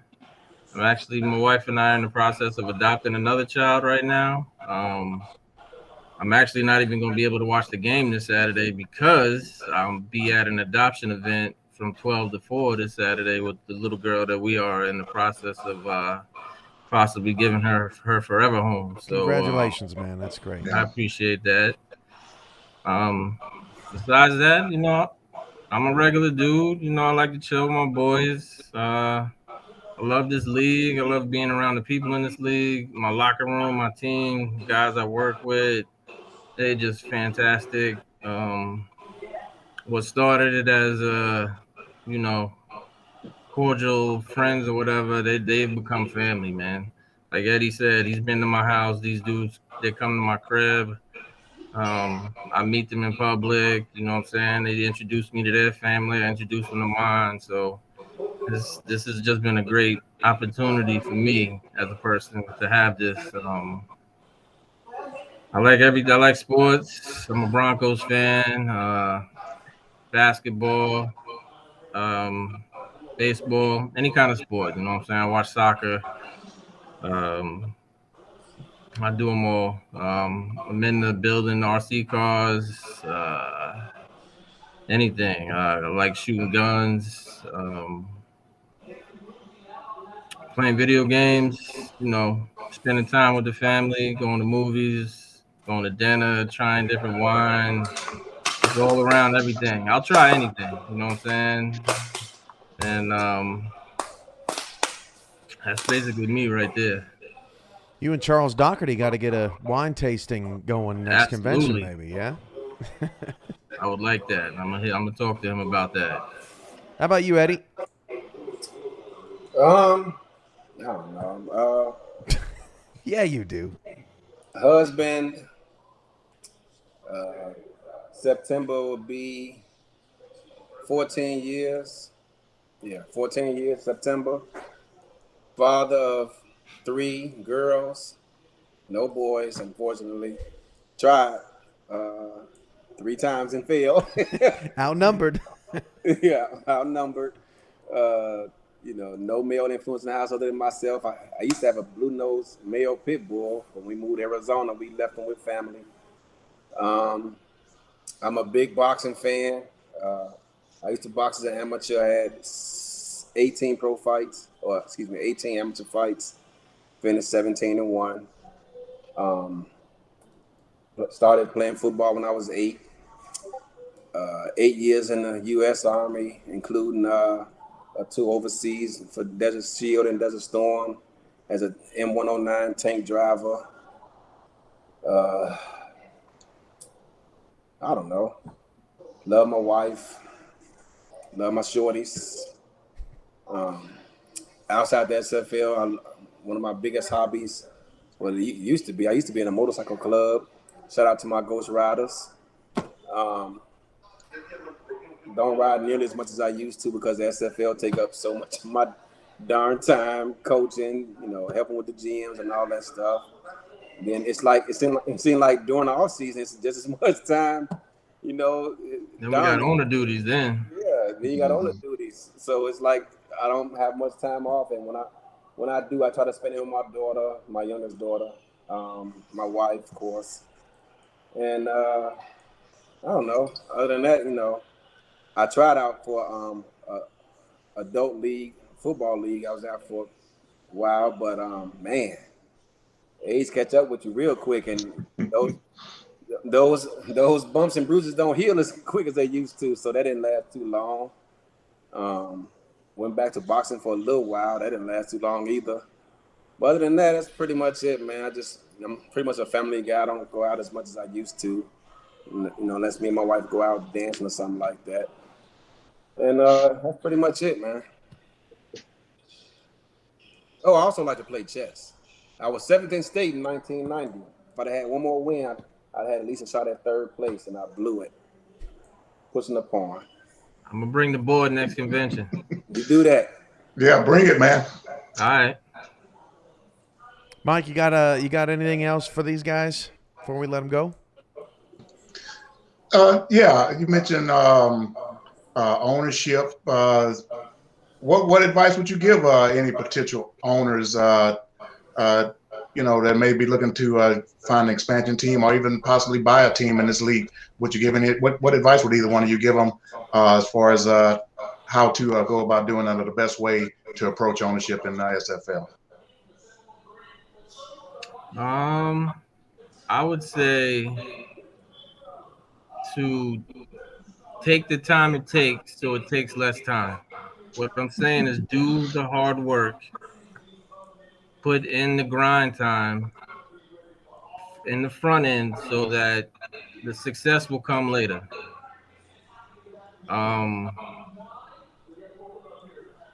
You gotta be a leader,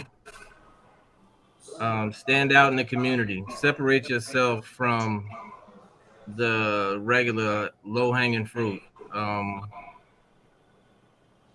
This way, the owners that are in now will notice you. They will see the qualities and character that you have, and that they see potential in the building of you to be a leader, to be an owner in that owner's room, to do the right thing. You know what I'm saying? Because once this became a business, if I'm bringing another owner in, that's somebody I got to work with.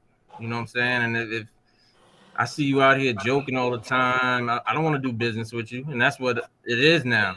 You know what I'm saying? It's not just a hobby. We're doing business.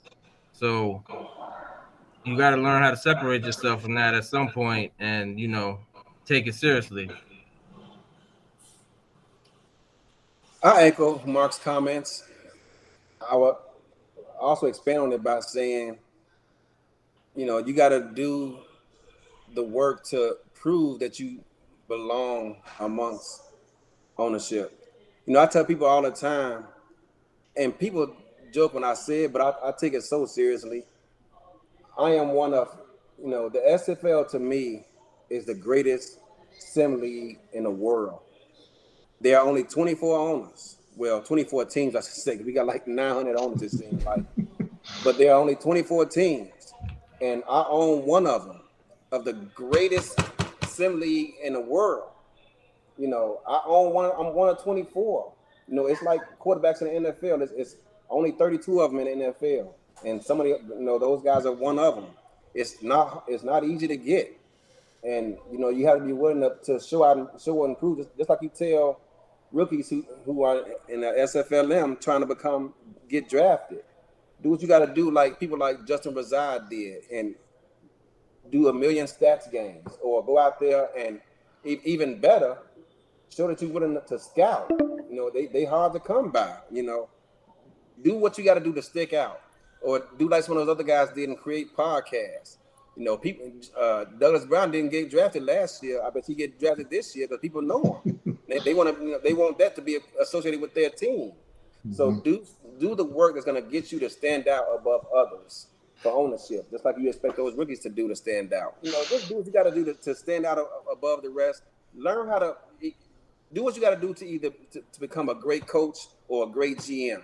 You know, put that work in to be one of those two, and that's gonna help you to move to the forefront, in my eyes, of what it takes to be qualified for ownership. Well, it should be a great second half, guys, and it's so important. You know, the whole principle behind players is to show faces of guys that we don't really know, guys and ladies that we don't really know, that we don't get to see often. But it's unusual to have this caliber of a game in the quarterfinals with this caliber of ownership, with this caliber of talent, playing each other on national television, and we had to bring the guys on that run the show to set an example for everyone else and show what a winner looks like. And that's what Eddie and Mark are. They are winners through and through. Guys, thanks for joining us. Good luck in the second half, and we really appreciate your time. Thank you for having us. I love you, Mark, man. Sorry we had to play so soon, bro. Good luck, man. For sure. All right, thanks, Mark. Thanks, Eddie. All right. Thank you, Mike.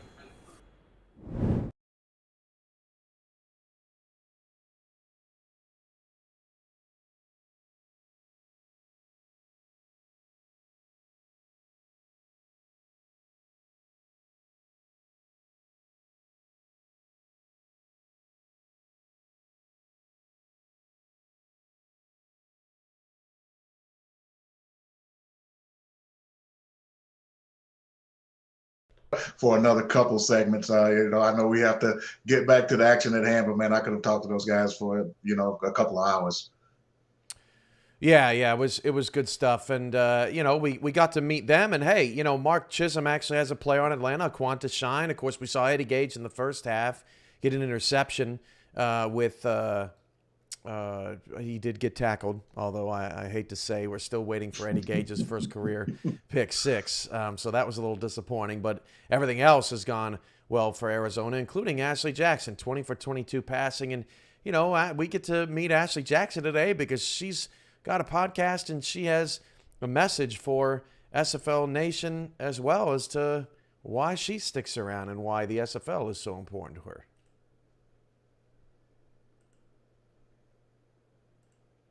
First female quarterback ever drafted to... Let's try that again. I'm often asked why I enjoy being a part of the SFL. And honey, let me tell you, being the first female quarterback ever drafted to being voted the community ambassador 4 times, even having over 185 podcasts are all commendable accomplishments. But what keeps me here is the community. We all come from all walks of life with all different journeys. So come and explore those journeys with me on my podcast, SFL Nights with AJ Stryker, every Thursday night at 6 p.m. and watch how we make an impact. Good stuff from Ashley Jackson, 24-7 at the half. Arizona leads Atlanta, and Jackson's on fire, 20 for 22 for 180 yards. We'll see if Arizona can slow her down in the second half. Mike St. Green and I will be back for postgame. Arizona's up 17. This has been the APM Music Halftime Report, and we'll be back after this.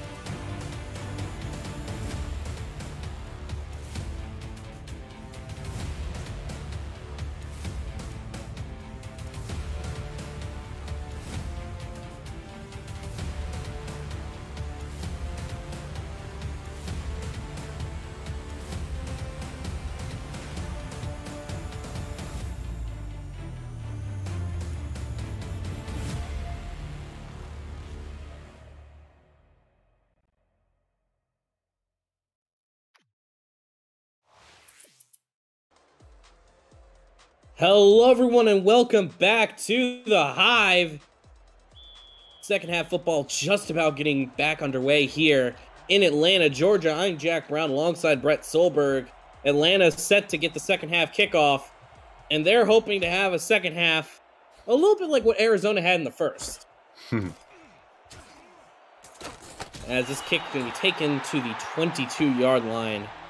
Yeah, looking over that first half, it was pretty ugly for the Swarm. One big run from BDG Hollywood was about all there were in terms of highlights.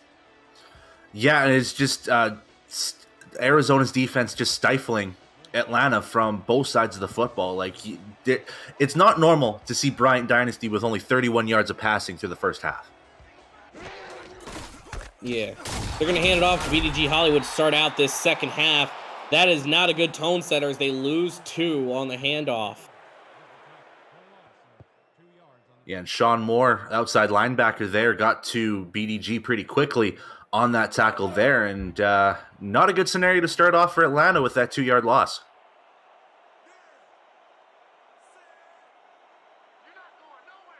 Second down and 12. Gonna be another handoff to the inside of BDG Hollywood. And Hollywood, had he just not wanted to do the little stunting, could have gotten a few more yards, makes it 3rd and 7.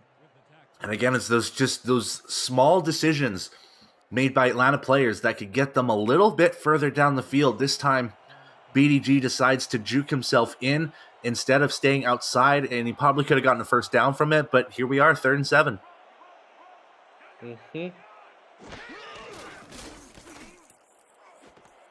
Dynasty finds a man, and he gets a first down. Oh, there's a spin move, and he's going to get it to the 40-yard line. And Atlanta, for the first time today, finds some sort of actual legitimate first down. I couldn't quite catch who caught the ball, actually. Oh, it's Boo Chisholm. Look at that. Yeah, it was a very nice spin move off Everett Garrison as well, who is a very great tackler for a corner as well. And he manages to just shrug him off a little bit. But you'll see on the ticker below, just 15 yards on 2 receptions so far in this game. That's not Boo Chisholm-like. No, it's not. Handoff up the middle to BDG Hollywood. Oh, he spun around a little bit. Got a little bit twisty and turvy, but got about 6 or 7. Not a bad run, though. And so far, Atlanta's offense, this drive here, it's starting to become a little bit more successful. That one play to start off with a 2-yard loss has kind of already gotten behind them, and they're starting to get some forward progression, which we haven't seen in this first half. 2nd and 4. Handoff to the way outside to BDG Hollywood, but that's where he's dangerous. Oh, look at the speed on that boy. Oh, can he avoid the last tackler? No, he won't. Gets it to the 6-yard line. Everett Garrison with a touchdown saving tackle. And BDG Hollywood, that man, he got wheels. Man, does he has wheels, he has jet propulsions on his boots, he's got everything that you need to get down the field as quickly as possible. And it looks to me that BDG is going to carry this team on his back, because we've seen a lot of BDG on this drive here, and he's gotten them down to the 6. That he has, and he's already gotten himself now to above 100 yards rushing. Bryant Dynasty throws it to BDG, and that's going to gain him a single yard. Yeah, and this is going to be a very big test for Atlanta, because they need to get some points out of this to get back in this game, essentially. If you get a touchdown, you're only down 10 with a ton of time left to go. So this is going to be a big set of downs for Atlanta. Hand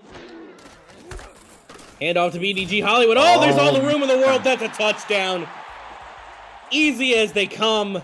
And he's doing a little jig in the end zone. Unfortunately, Boo Chisholm did not want us to see it in full. And if you thought momentum hasn't changed yet in favor of the Swarm, this touchdown and this drive that was basically on the arms and legs of BDG Hollywood, this has to change your opinion at this point, because now they've gotten a second touchdown and they've basically broken this Arizona defense to get these points. So now they have the second score, and they just need to keep trotting back here. And now it starts with an ensuing stop on defense. Yeah, this upcoming drive for Atlanta is going to be huge. And it's going to really set the tone for this second half. But for Atlanta, as is, couldn't really ask for much of a better start to the second half as they march down the field and get a touchdown. Yeah, considering that BDG had 60 yards on that drive himself from that drive is just amazing to see. And right now, like you said, over 100, he's got a $1.16 right now. $1.16, that really can't buy you that much these days. But it can certainly get you a decent day here on the SFL as Sammy Steele kicks this one away. Taking up the goal line by TJ Punk, and that's going to be, just trying to do a little bit of misdirection, but only gets it to 24. And Arizona, now it's their turn to respond. Yeah, and I think if you're Ashley Jackson, you just saw Atlanta get 2 straight scores, one to end the half and one to start the second half. So I would think you might be wanting to go for the jugular again. Look for one of the Hands brothers.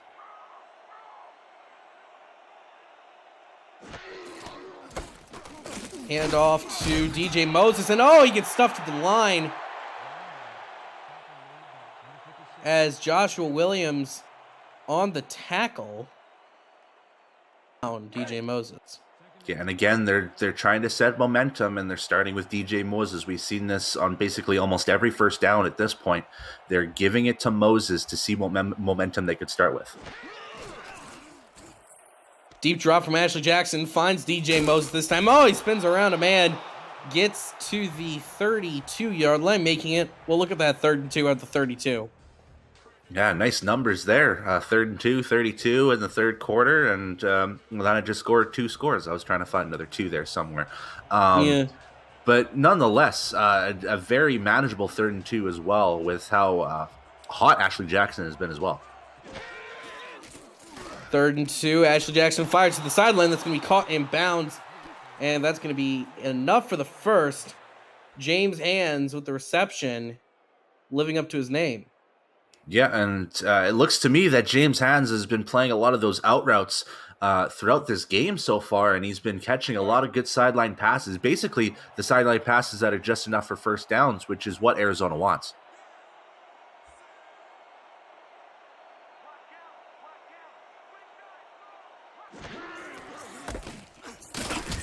Handoff up the middle to Moses. It's not going to work. 2nd and 10.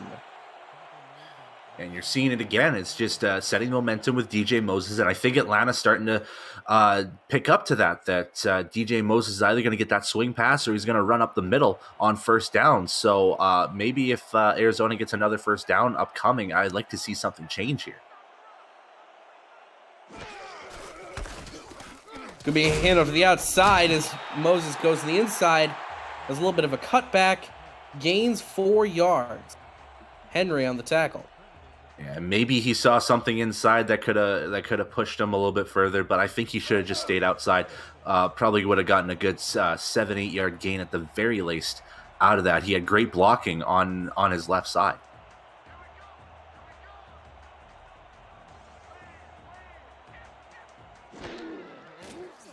Short drop from Ashley Jackson. Throw over the middle. That's going to be caught by James Hands again. Extending the hands and catching it. Well, obviously with his hands. I don't know what else he would catch it with. I mean, he could catch it with his toes, but that would be extremely difficult. But I know this term is used a lot in the SFL amongst us broadcasters, but this is a thread of a needle pass from Ashley Jackson to James Hands. Just what a fantastic throw from Jackson.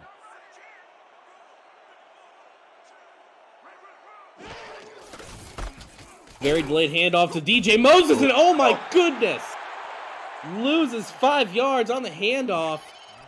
Garrett Hudson. This man has been all over the field today, and now he's getting behind the line of scrimmage. Yeah, and it was just poor blocking from the fullback. It just didn't give enough pressure to Hudson as he just basically breezed him off and got to Moses basically right on the spot, which caused a very rare 5-yard loss on a run. 2nd and 15. Ashley Jackson dumps it forward, gets it back, makes it a 3rd and 10. And really for a play like that, that's about all you can ask for. Yeah, I think they were looking for like a hitch and go more than anything. Maybe see if Justice can get maybe another extra couple yards there, but he was basically stuffed right after the catch. But they're back on the original boundary of scrimmage there, and now it's 3rd and 10. Mm-hmm. 3rd and 10, another throw to DJ Moses, and oh, goodness me! DJ Moses, he's now got a target on his head, and you can tell that play as Jay Miraculous, the cornerback, sticks the elbow into his rib cage and sends him down to the ground. You absolutely have to believe that the secondary, especially for Atlanta, definitely have a chip on their shoulders after they couldn't get an interception from Ashton Jackson through the first 2 quarters. So that Jay Miraculous hit was obviously a message sent. Mm-hmm. And that's going to be fair caught at the 12-yard line for Atlanta. They succeed in the stop, and they're now looking to lead more into their comeback. You're watching the Simulation Football League here on Next Level Sports.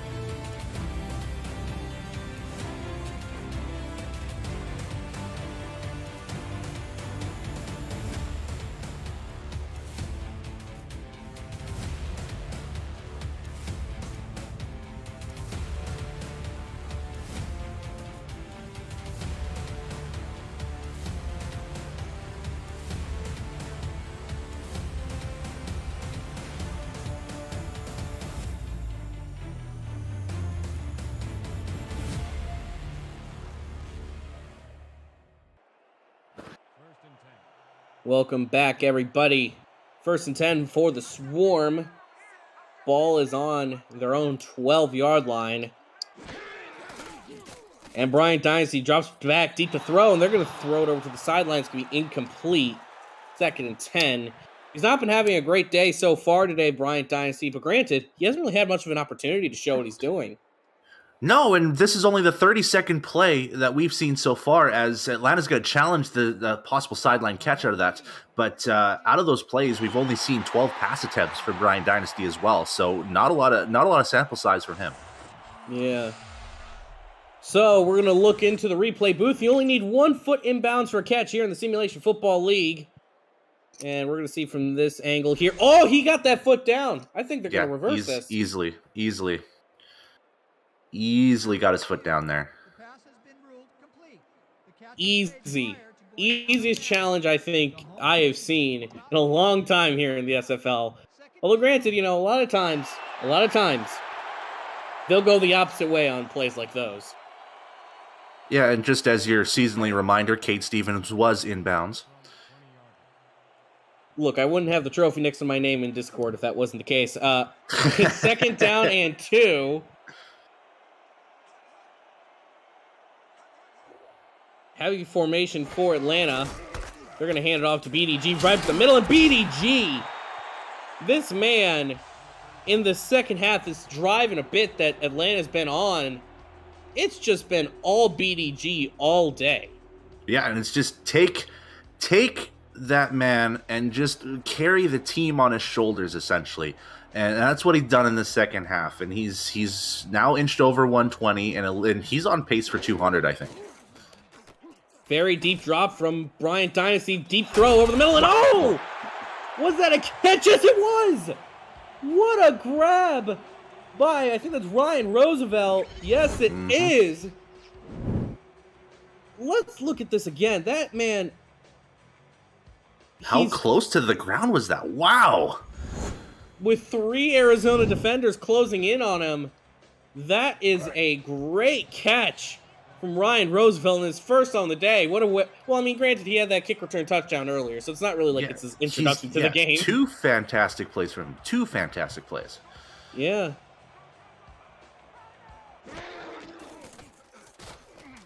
Dynasty dumps it off to BDG Hollywood. Gets a little stutter step. Oh, he spins around 2 defenders. Gets 3 yards. And he started like 4 yards behind the line of scrimmage, so not bad at all. Yeah, you took the words right out of my mouth. It was just a fantastic job from BDG to essentially turn a net loss into a net gain just by his willpower to get past that line of scrimmage.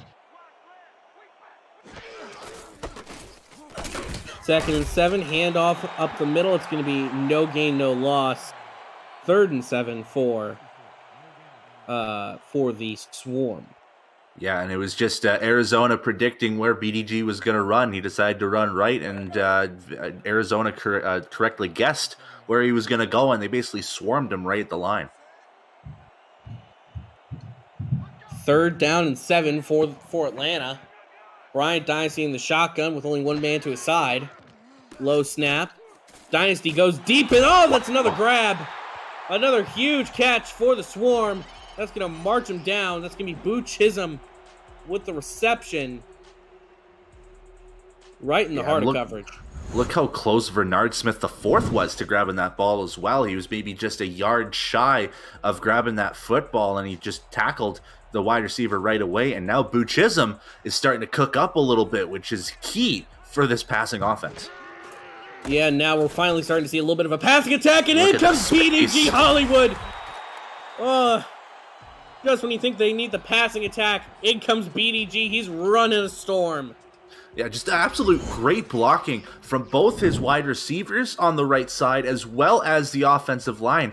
As you can see, like 17, Siege Falco, which we haven't seen a lot of. He's been doing a great job blocking throughout this game for BDG. We've seen it maybe once or twice more throughout this game, but they're getting it going now, this Atlanta offense.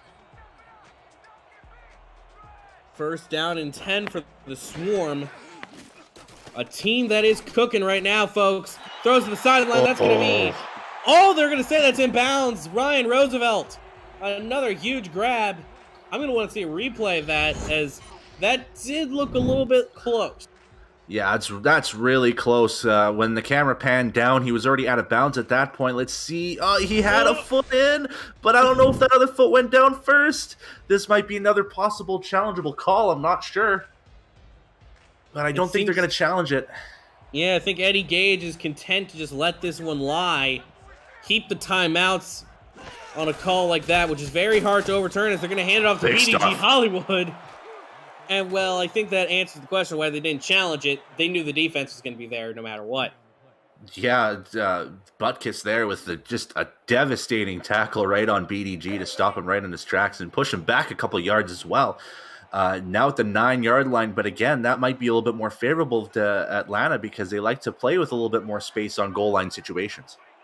2nd down and goal for the Swarm. Hand off to Hollywood to the outside. Hollywood does a little bit of a spinalla and is going to get 4 yards up to the Atlanta 5. And that's going to bring us to the end of the 3rd quarter. Atlanta's knocking on the door to make this a 3-point game. Anything can happen. Don't go anywhere. You're watching the SFL on Next Level Sports.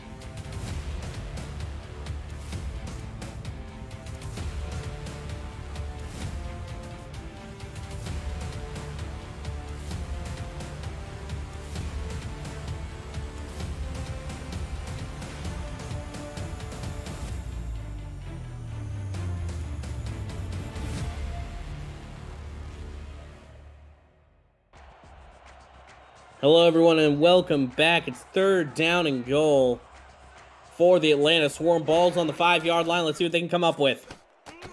Dynasty goes to the corner. Oh, it's at the 1. Boo Chisholm. He got the feet in, but he wasn't able to get the ball in. 4th and goal.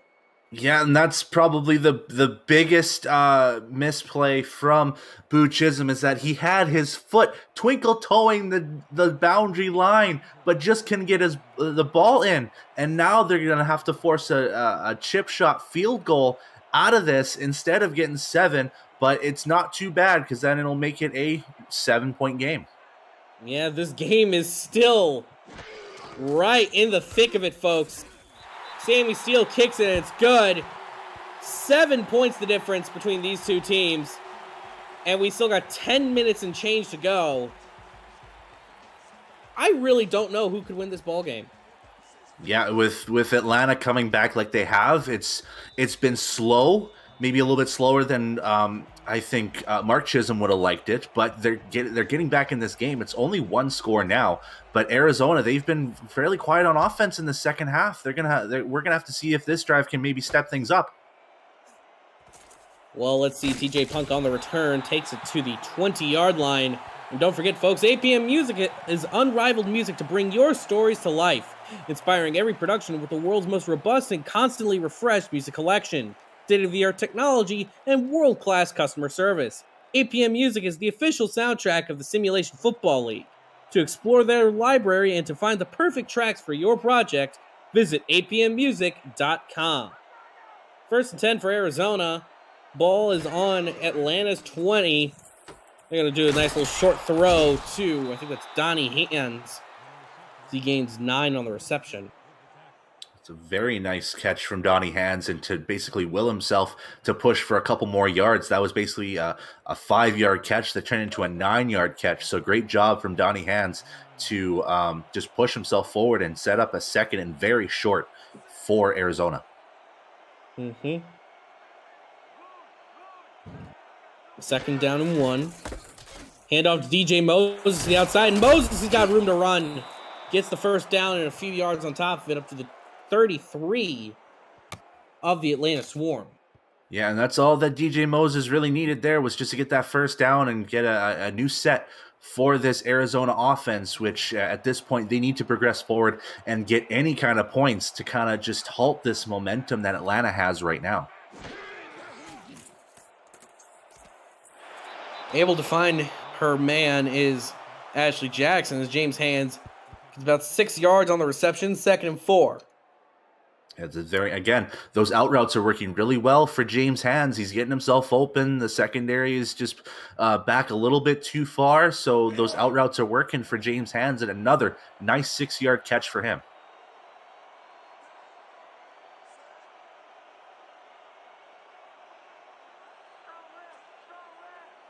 Atlanta making some adjustments on the lines. They're going to hand it off to Moses, and Moses gets swallowed up in the backfield.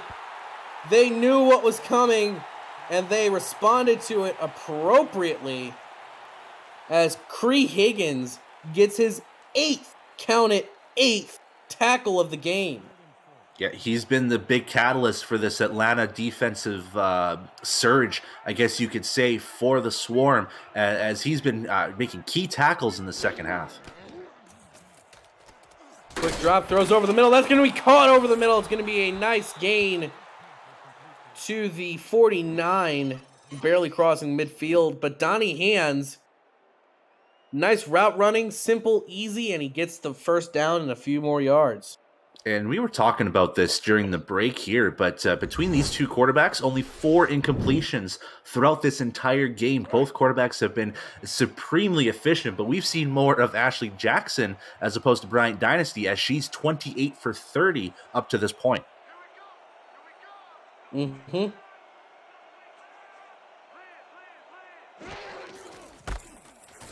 Handoff to the outside. It's going to be a loss of 1. As I think the Atlanta Swarm defense is, for the most part, really keyed in on DJ Moses. And the fact that Arizona hasn't gotten back up on the scoreboard the second half so far is kind of proof positive of it. Yeah, and again, it's been just the majority of their first down plays has been given to DJ Moses, and Atlanta's fully learned that at this point, and they got this stop on her.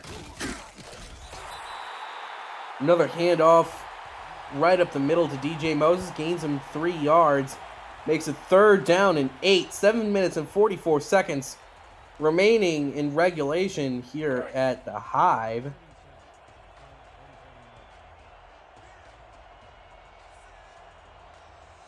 One trips to the left here.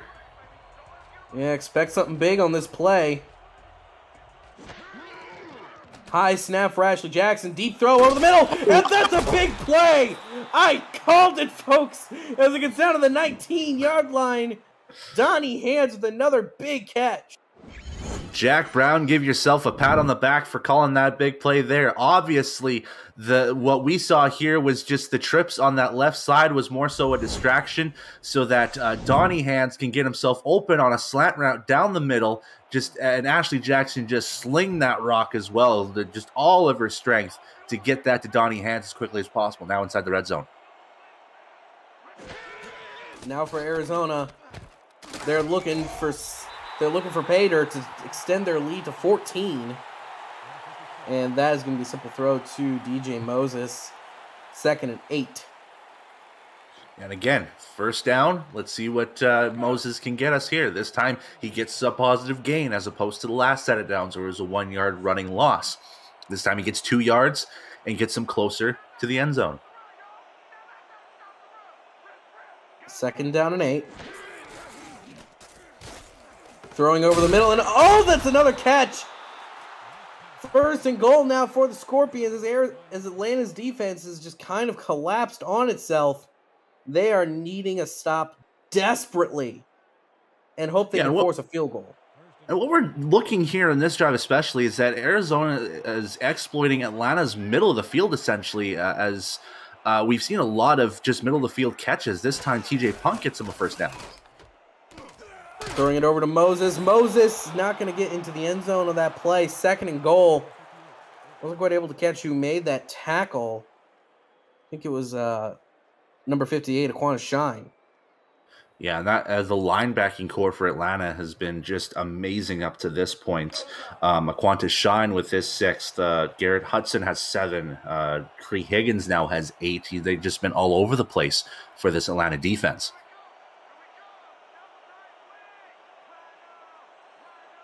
Second and goal. Handoff up the middle to DJ Moses, and Moses gets stopped right at the line. They're going to say he actually lost one. Garrett Hudson with another tackle. And again, like we said in the linebacking core, we saw Garrett Hudson in there. We saw Qantas Shine in there. And I believe we also saw one of the secondary members in there as well, kind of blitzing on that side. So just a great swarm, all pun intended, from the swarm defense. 3rd and goal. Oh, that's wide open, and that's a touchdown, Arizona. They're going to extend the lead to 14. DJ Moses finds the end zone. And for Atlanta, that has to hurt. To have yourself a day, DJ Moses. This time, they went right on the first 2 goal line plays, and then the 3rd time they went left with a swing pass to DJ Moses, and Atlanta wasn't quite ready for it as they had all their defenders bunched up basically down the middle, almost ready for another run perhaps, but this time he gets himself enough space just to walk his way to the end zone essentially, and now Arizona gets the points they desperately needed to get back their momentum.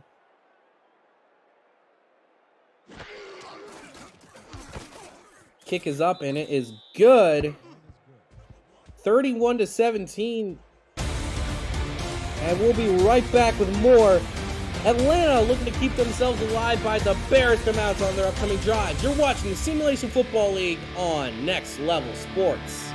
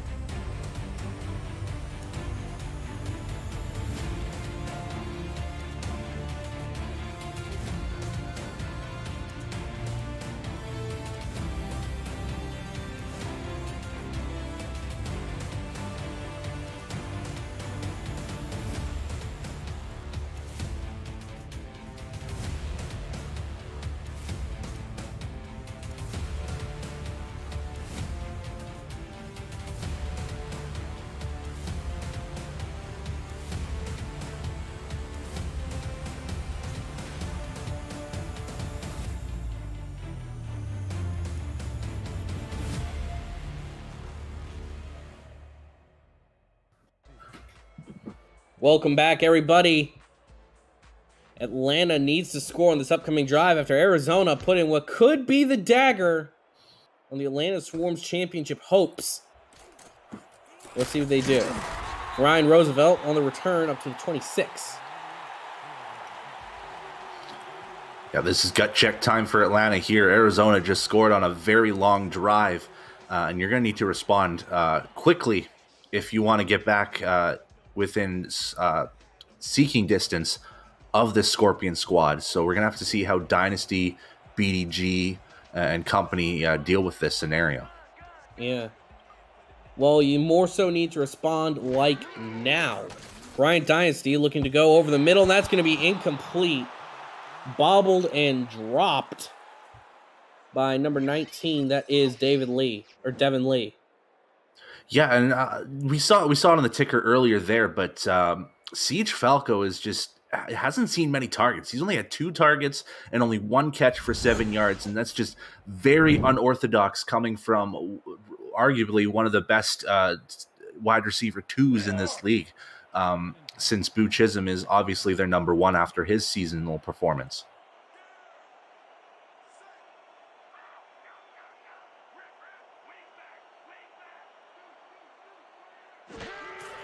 Second and 10. Throws over the middle. Oh, that was nearly picked from Bryant Dynasty. 3rd and 10. And for Atlanta, the season hangs on this upcoming play. Yeah, they're starting to rely with their throws a little bit more, but I think those throws are just a little bit too short. They're going with their slant routes here this time again. Dynasty just overthrows his receiver about a yard too much, and they just couldn't grab the football, and it's a 3rd and 10 very quickly for Atlanta.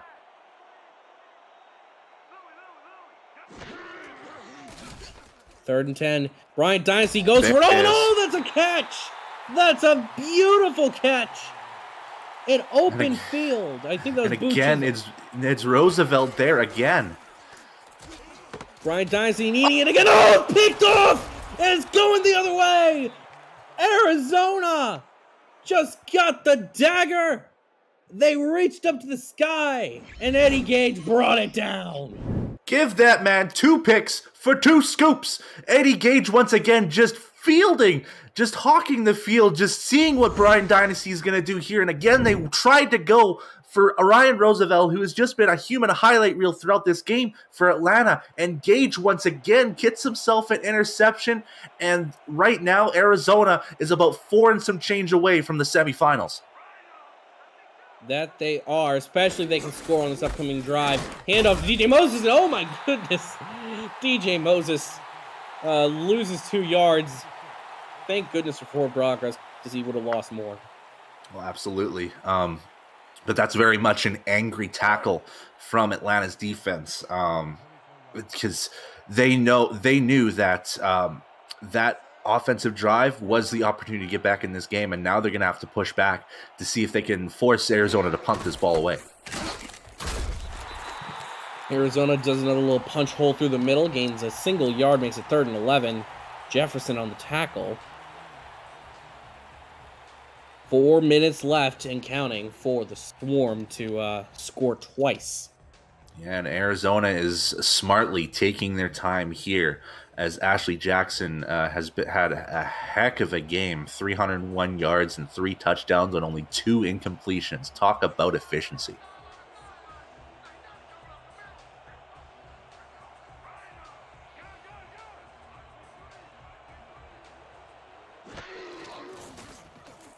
Ashley Jackson throws deep towards the sideline. That's going to be picked off. Oh, it's going down the sideline. Oh, shit, the tackler. Can he shed 2? No. Atlanta gets it right back. Jay Miraculous. The man had vengeance in his eyes and just went up and grabbed it from James' hands and took it the other way. Atlanta still holding on. And we saw Miraculous with 2 interceptions against St. Louis in Week 12, and we were wondering to ourselves, when is this secondary going to get Ashley Jackson? It just so happens to be that they get to her with 3 minutes and 30 seconds left in the 4th quarter, and in good field position, Atlanta kind of basically negated what the offense did on the interception. Deep drop, looking around is Bryant Dynasty, finds a man, is able to get out of bounds too. That was Boo Chisholm knocking over. I think that was his punter. But perfect play, gets yards, gets out of bounds, stops the clock. Yeah, and it looked like Chisholm was really badly looking to turn down the field, but once he saw that he just didn't have enough space to turn up, he just went to the sidelines and reached for whoever was going to stop him. At this point, he just bowls over his teammate there. Second down and 2 for Atlanta. Throws it to the outside. That's going to be another first down. This time targeting Siege Falco, just his second catch of the day. And Atlanta's already got it down to Arizona's 30. And we still have 3 minutes, 15 seconds left in this ball game. They have all 3 timeouts plus the 2-minute warning. Well, we know that this is at least field goal range, but I know that they're looking for 6 at this point. And Siege Falco, with a nice out route, getting himself out of bounds, and finally gets himself at double-digit yards, which has felt like a task for him. Deep drop for Bryant Dynasty. Throws over the middle. That's going to be caught. 2nd and 5. We're going to have to hurry up back to the line after a play like that. Another very deep drop from Bryant Dynasty. Throws over the middle. That's going to be caught. No, they're not going to give him the first down. That's a bit of a questionable spot. His knees were behind the line, I think. Yeah, so it's 3rd and inches. They need the first down. Throws it over to BDG. BDG, oh, he spins, gets the first down. They're in the red zone, 17-yard line. But they are still burning a lot of clock. Yeah. Deep drop from Bryant Dynasty. Throws over the middle. That's going to be caught. 1st and goal. Atlanta, they're still clinging on at the 2-yard line. It's the first big catch. That's the first big catch for Falco. Dynasty finds BDG. Touchdown, Atlanta. They got the drill done. Actually, no, that's not even BDG Hollywood. That's Mitchell O'Brien, the fullback, the rumbler. He gets the touchdown. Yeah, and O'Brien was wide open there. And what a way to go with your no huddle drill than to go with split backs with 3 wide receivers, because you have tons of options to go with that. You can still go through BDG. You could go with O'Brien like you saw with the touchdown there, and you still have your top 3 receivers that could get open for catches, and we saw a lot of it throughout this no huddle drill. Yeah. And for Atlanta, if they can recover this onside, it's the perfect storm. They have the 2-minute warning still and all 3 timeouts in their possession. And yeah, they're obviously going to go for the onside. Yeah, this is going to be big if they can recover this. It all comes down to this, folks. Sammy Seals got the ball on the tee. Kick is away. High one. And it's going to bobble. Who's got it? Ball's still alive. Atlanta picks it up. Atlanta picks it up. This is still a ball game, folks. Don't go anywhere. Unbelievable. Did you see how many Arizona hands had the football and just couldn't manage to grab it? Unbelievable job from Sammy Steele to perfectly place that onside kick where it almost looked like it had butter on that football. And Atlanta has the football back and marching forward down the field to try to tie this game. And they have still all 3 timeouts and the 2-minute warning. Bryant Dynasty, just don't mess this up. And oh, what a great throw to start. Oh my, that was the Siege Falco too. The man has come alive. Wow. That's going to bring us to the 2-minute warning. Don't go anywhere, folks. This game is far from over. Arizona 31, Atlanta 24. You're watching the Simulation Football League on Next Level Sports.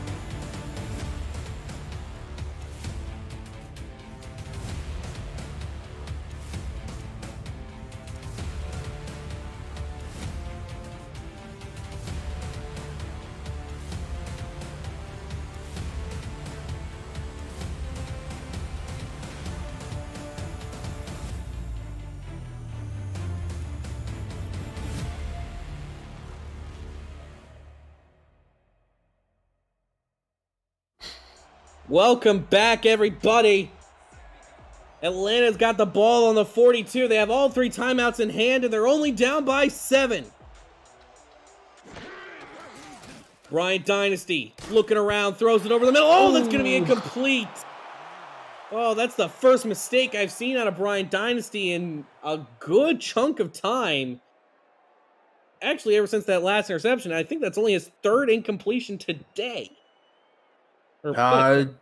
Yeah, he's had a couple more incompletions, but he's been pretty efficient when it comes to finding the rock to his receivers down this field, especially in this fourth quarter. This is definitely a different Atlanta team than from the first half.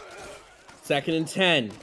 Dynasty goes for the sidelines. Can he get his man in bounds? Yes, he will. Did he get out of bounds? Yes, he did. Boo Chisholm makes it a 3rd and 1. 2 plays to get a yard. Yeah, and it's just small gains up to this point. They still get out of bounds, which stops the clock here, which is time is precious for Atlanta. It doesn't matter if you're down 7-14 or 600. Time is precious when you're down. 3rd and 1. Arizona's stacking the box. Atlanta, they got the first down to Siege Falco. Down to the 27.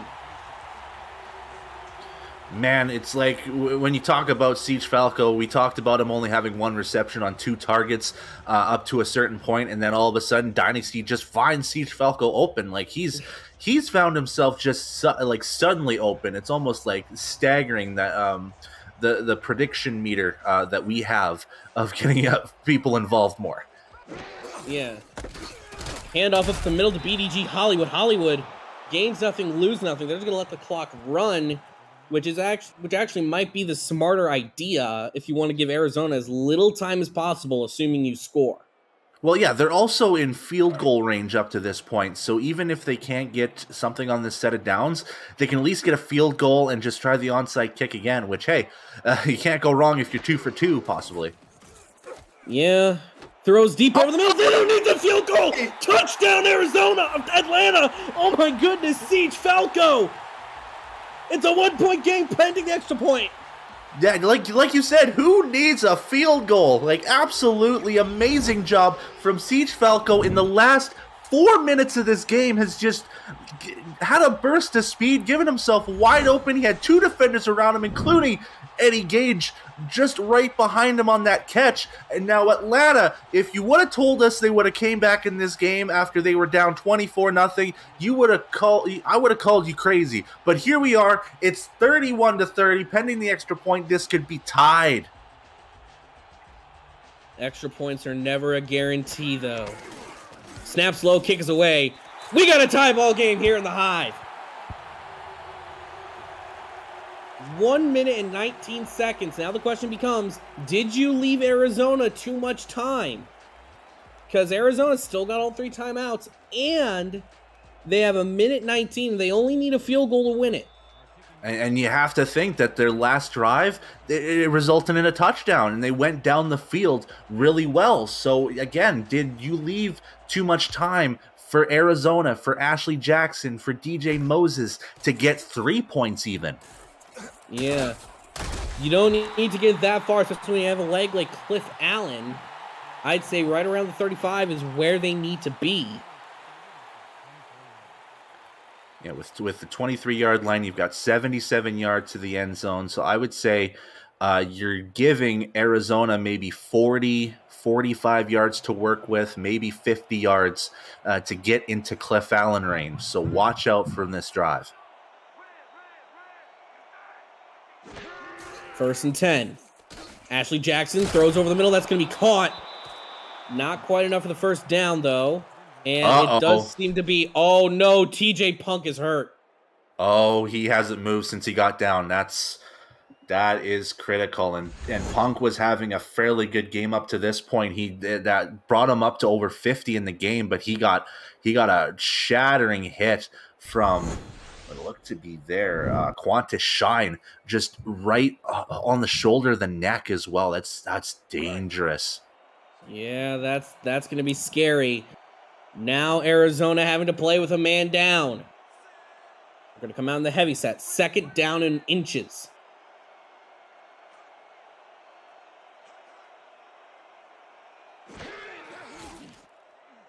Deep drop throws. That's going to be a wide open DJ Moses. And they're going to get it up to the 37. They're going to go into the hurry up. They're not wanting to waste their timeouts. I don't like a hurry up on a heavy. I don't like the hurry up on a heavy set. Yeah, that can be very dangerous. And just like that, that is the reason why it is dangerous. They lose a yard, but they do get it out of bounds, however. 53 ticks left in regulation. And Arizona, with the ball in their court, they just need a field goal to win it. Yeah, and Arizona fans are thinking to themselves, they got to move quicker. But the caveat from that play there is that they got out of bounds so they could change their play sets. Now they've got 3 wide receivers out with 2 in the back.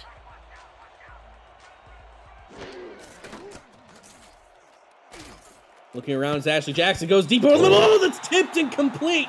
3rd down and 11. The Atlanta defense playing staunch in the moments it matters most. And for Arizona, they need to get 11 yards on this play because I can't imagine they'd go for it on 4th in a situation like this. Yeah, they're too close to their own end zone at this point. It's just too risky to go for 4th, so they need to get this pass completed on a 1st down. Play action to DJ Moses, and they're going to launch it downfield. It's caught! It's caught at the 30, to the 28, I mean. And Arizona, they're still playing. They now have the ball. They have the and that's field goal range, too. Yeah, that is. Ashley Jackson going to go over the end zone, though. Caught! Touchdown! Arizona! They're going to win the football game. 27 ticks left. James Hands. Unbelievable. What an unbelievable set of 2 plays. They did basically the exact same thing. Just get James Hands open on a post route down the middle of the field, and he just has the speed to get past Jay Miraculous on this play and get to the end zone, and Arizona now has the lead. Don't call it over yet, Jack. There's still 27 ticks left. True. Oh, woof. And oddly enough, neither of these teams have even touched the timeout so far. So for Atlanta, they can afford a few setup plays. Very much so. They can set themselves up and use a timeout and kind of change formations, kind of maybe misdirect that Arizona defense. With 27 seconds left, anything's possible up at this point. And Atlanta, I think they're really dangerous up to this point. They've been playing probably the best 12, 13 minutes that we've seen this entire season. That they have. Ryan Roosevelt taking it from his own goal line up to the 26. So, 23 seconds for the Atlanta Swarm, all 3 timeouts, and they need to get it 74 yards for the score. Yeah, and I think with how hot Siege Falco was, especially in the last drive, you have to look for him deep down the field. You could look for Chisholm maybe as like a safety route, but right now you got to feed it to Falco, who's red hot. Deep drop for Bryant Dynasty. Deep throw over the middle. That's going to be caught. That's going to be caught over the middle. And Atlanta called their first time out. That's Boo Chisholm. Oh, I'm regretting my own words from earlier, folks. I'm so sorry. Oh, this game is never over, is it? Yeah, and that's the first play that they needed. A big gain there. And it starts with a Boo Chisholm post route down the middle of the field, basically playing the same role as James Hands did. Just amazing speed from both wide receivers on both ends of the field here to get open. And now just a flip of the switch, one play, and they're in enemy territory. 43 seconds left. Bryant Dynasty split back shotgun is the formation. Just 17 ticks remain. High snap for Bryant Dynasty. Looking around. He's going to go down for a sack. They're going to need to take a second timeout. And that is not the context in which you want to take it.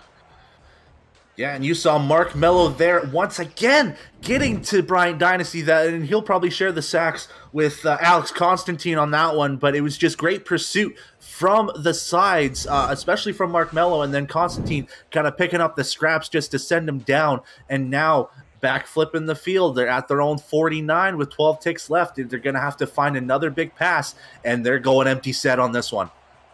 They're going empty set. It's all coming down to these last couple plays, folks. This is playoff football in the Simulation Football League. Dynasty dumps it out. Gets it out of bounds? Yes. So it's 3rd and 13. They're clearly going for a Hail Mary. These are the setup plays, that I'm always talking about. Yeah, not too bad. They could go with a Hail Mary there. They could go with a possible deep pass to kind of misdirect that secondary. That's what you need to do here. They've been hitting Bryant Dynasty a few times here, and you got to be careful of where Eddie Gage is at this point and what side of the field that he's facing, because that could be potentially dangerous. 9 seconds left, 3rd and 13. Dynasty looking downfield. He's going to be hit as he throws, and there's another catch! 4 seconds left! They got it down to the 20! Boo Chisholm, another massive grab! And it's 20 yards to pay dirt. Yeah, and if you need someone to get that catch, you go with your wide receiver 1. Boo Chisholm has been effective, I would say, relatively throughout this game, but this has been the big moments. Big game Boo is here right now. It all comes down to this, folks. Atlanta's season comes down to one play from the 20. Let's see what they can come up with. Dynasty looking over the middle. That's going to be tipped incomplete. It's over. Arizona wins. Wow. Oh, man, what a game, Jack. What a game. Oh, man. The tip that gave him that extra half second. And Arizona advances to their first semifinal since season 2. Unbelievable game from both ends of the football. You saw Arizona completely dominate the first half, getting up ahead 24-7, thinking that this might be out of reach for Atlanta and their stagnant offense. But they managed to pick things up in the second half with a chip in their shoulders, and they slowly and methodically got themselves back in this game. But it led to one thing. Ashley Jackson was just probably the most elite that she's ever been in any scenario in her career. It's gonna be one of her defining moments, is to will this Arizona team, after Atlanta tying the game up and still getting getting 2 big plays out of that, both to James Hands for a touchdown to take the lead and ultimately win this game. Jack, what a fantastic game that we watched. Dare I say it, that was the perfect football game. Everything you could have wanted and more was here. And it all came down to the final play. This is playoff football. This is playoff football. I think someone said in the chat. Yeah, and what a way to start the quarterfinal barn burner like this. Like, it's going to be hard for other teams to match up to this intensity and just the drama that was played throughout all 4 quarters of this game. Yeah, for those of you watching on For the Fans, there will be more coming tomorrow. Charleston versus Florida at 1, and Las Vegas versus Baltimore at 3. So it's non-stop action here from us in Simulation Football League. Coming up right after this, we also have Mexico City versus Vancouver on all of the SFL's family and networks, Twitch, YouTube. You can find those at their respective links. Now the attention, of course, goes to the player of the game. Who do you think it's got to be, and why is it Ashley Jackson? I mean, there is no doubt up at this point. 381 yards, as according to our stat sheets, and basically played a perfect game nearly. And that is exactly who they're going to give it to. Ashley Jackson wins player of the game in an all-time classic here in the SFL quarterfinals. I've been Jack Brown alongside Brett Solberg. We say so long, and we send you to SFL Studios to recap what has been a spectacular ball game between 2 amazing ball clubs. We say so long and have a wonderful Saturday afternoon. See you later.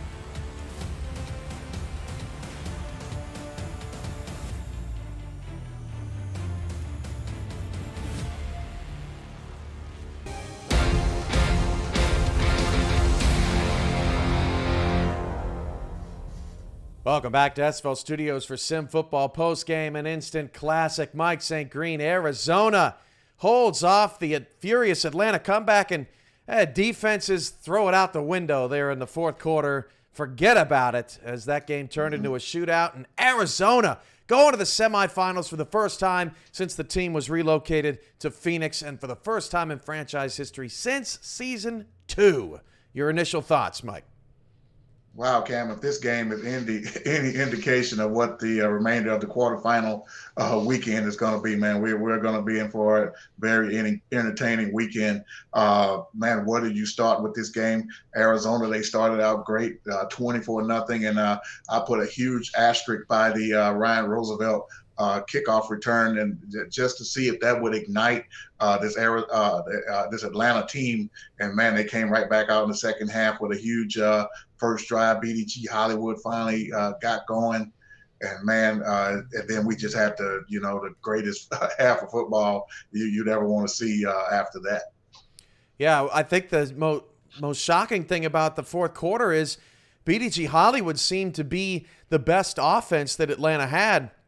Mm-hmm. But when it came down to it, they needed to throw, and Siege Falco came out of nowhere. Bryant Dynasty came out of nowhere. They delivered.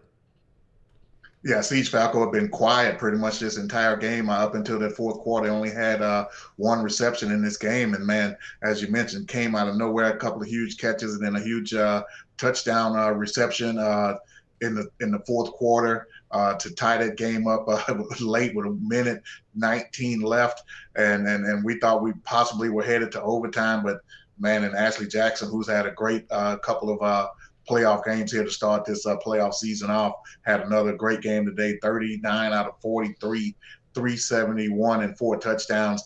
Answered right back with a couple of huge passes to James Hands, and they went up with 27 seconds left. And man, and we maybe could have thought it was over at that point, but then Atlanta came back and, of course, fell short right there at the end. But, man, this was an excellent football game. It was pretty much everything that we thought it was going to be heading into it. Yeah, Atlanta's 5-minute offense was near perfection there down the stretch, stopping the clock when they needed to, getting first downs when they needed to. They were able to hold on to all 3 of their timeouts. With about 40 seconds to go, they still had them all, and that's what helped them keep them in the game. And, man, if I had a nickel for every time the chat was wrong, Mike, all this, oh, Atlanta's going to come back and win. That's just what the computer wants to do and all that other stuff. But you can't predict this stuff. Arizona, Ashley Jackson put the team on her back today. A huge upset, the first home loss for Atlanta in the playoffs in their franchise history, their illustrious franchise history. Now 4-1, a rare road quarterfinal victory. Yeah, we can't predict what's going to happen here, Cam. I mean, the minute you think something's going to happen in this league, it goes the opposite way. That's just the way it is. That's just the way it plays out, a vast majority of the time. Totally unpredictable in far as what we think the AI may do or the AI caused this. That part is, we don't know. But and as we mentioned earlier, coaching matters, players matter. And at the end of the day, that's what you saw play out here today. Let's take a minute to acknowledge a great season by the Atlanta Swarm and a heck of a job not getting down 24-0.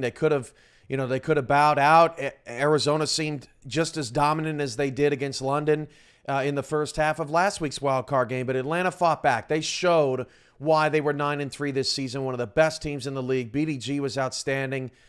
Dynasty and his weapons were outstanding. The offensive line stepped up. That was kind of an underrated storyline because they were getting pushed around in the second half. But, when you get down to this part of the season, Mike, everybody's good. And unfortunately for Atlanta, Arizona just a little better today. Yeah, it's a great season from Atlanta, Cam. I pretty much predicted this team to end up in the championship game in our season preview show. So their performance really didn't surprise me all that much. But now, it's back to the drawing board for season 18. How many of these guys can they hold together? And if it's typically like what Atlanta typically does, they're going to be able to bring a vast majority, if not all of these guys back next season to give it another go in season 18. But, man, congratulations go out to these guys, East Division champions. And man, they went down fighting, as you mentioned.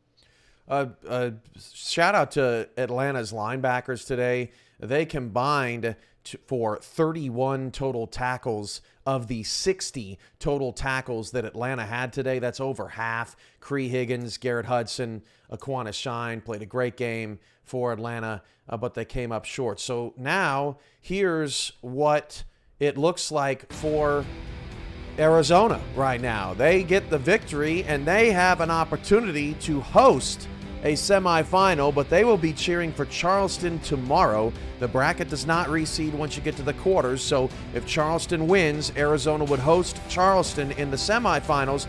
If Florida wins, Arizona would go to Florida. And coming up next on the SFL family of networks, we'll see our first game at the top of the bracket with Vancouver and Mexico City. Your thoughts on now where we're situated in this postseason, Mike?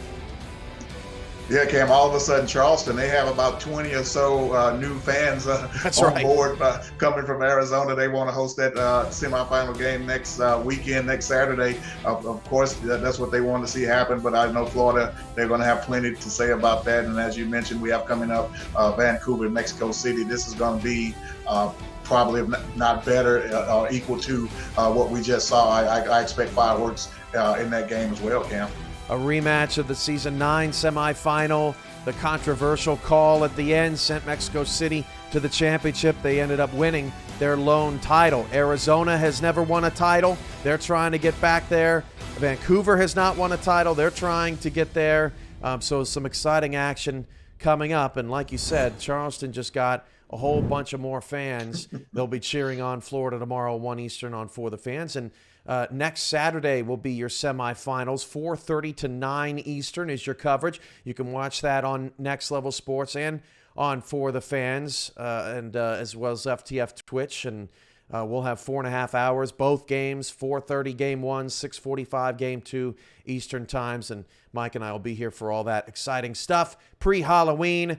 But for now, that's all for us on Next Level Sports. What a ball game. Arizona wins an instant classic, 38-31, eliminating the number 3 seeded Atlanta Swarm. Vancouver, Mexico City, coming up next on the SFL family of networks. For all of us at the Simulation Football League, for Mike St. Green, I'm Cameron Irvine, Jack Brown, Brett Solberg, Dwayne Schindler, and Mark Mello. We're in the stats truck today. This has been a presentation of the SFL, presented by APM Music, and we'll see you next weekend for the semifinals and all across the SFL family of networks for quarterfinal action later this weekend. Have a great weekend, everybody.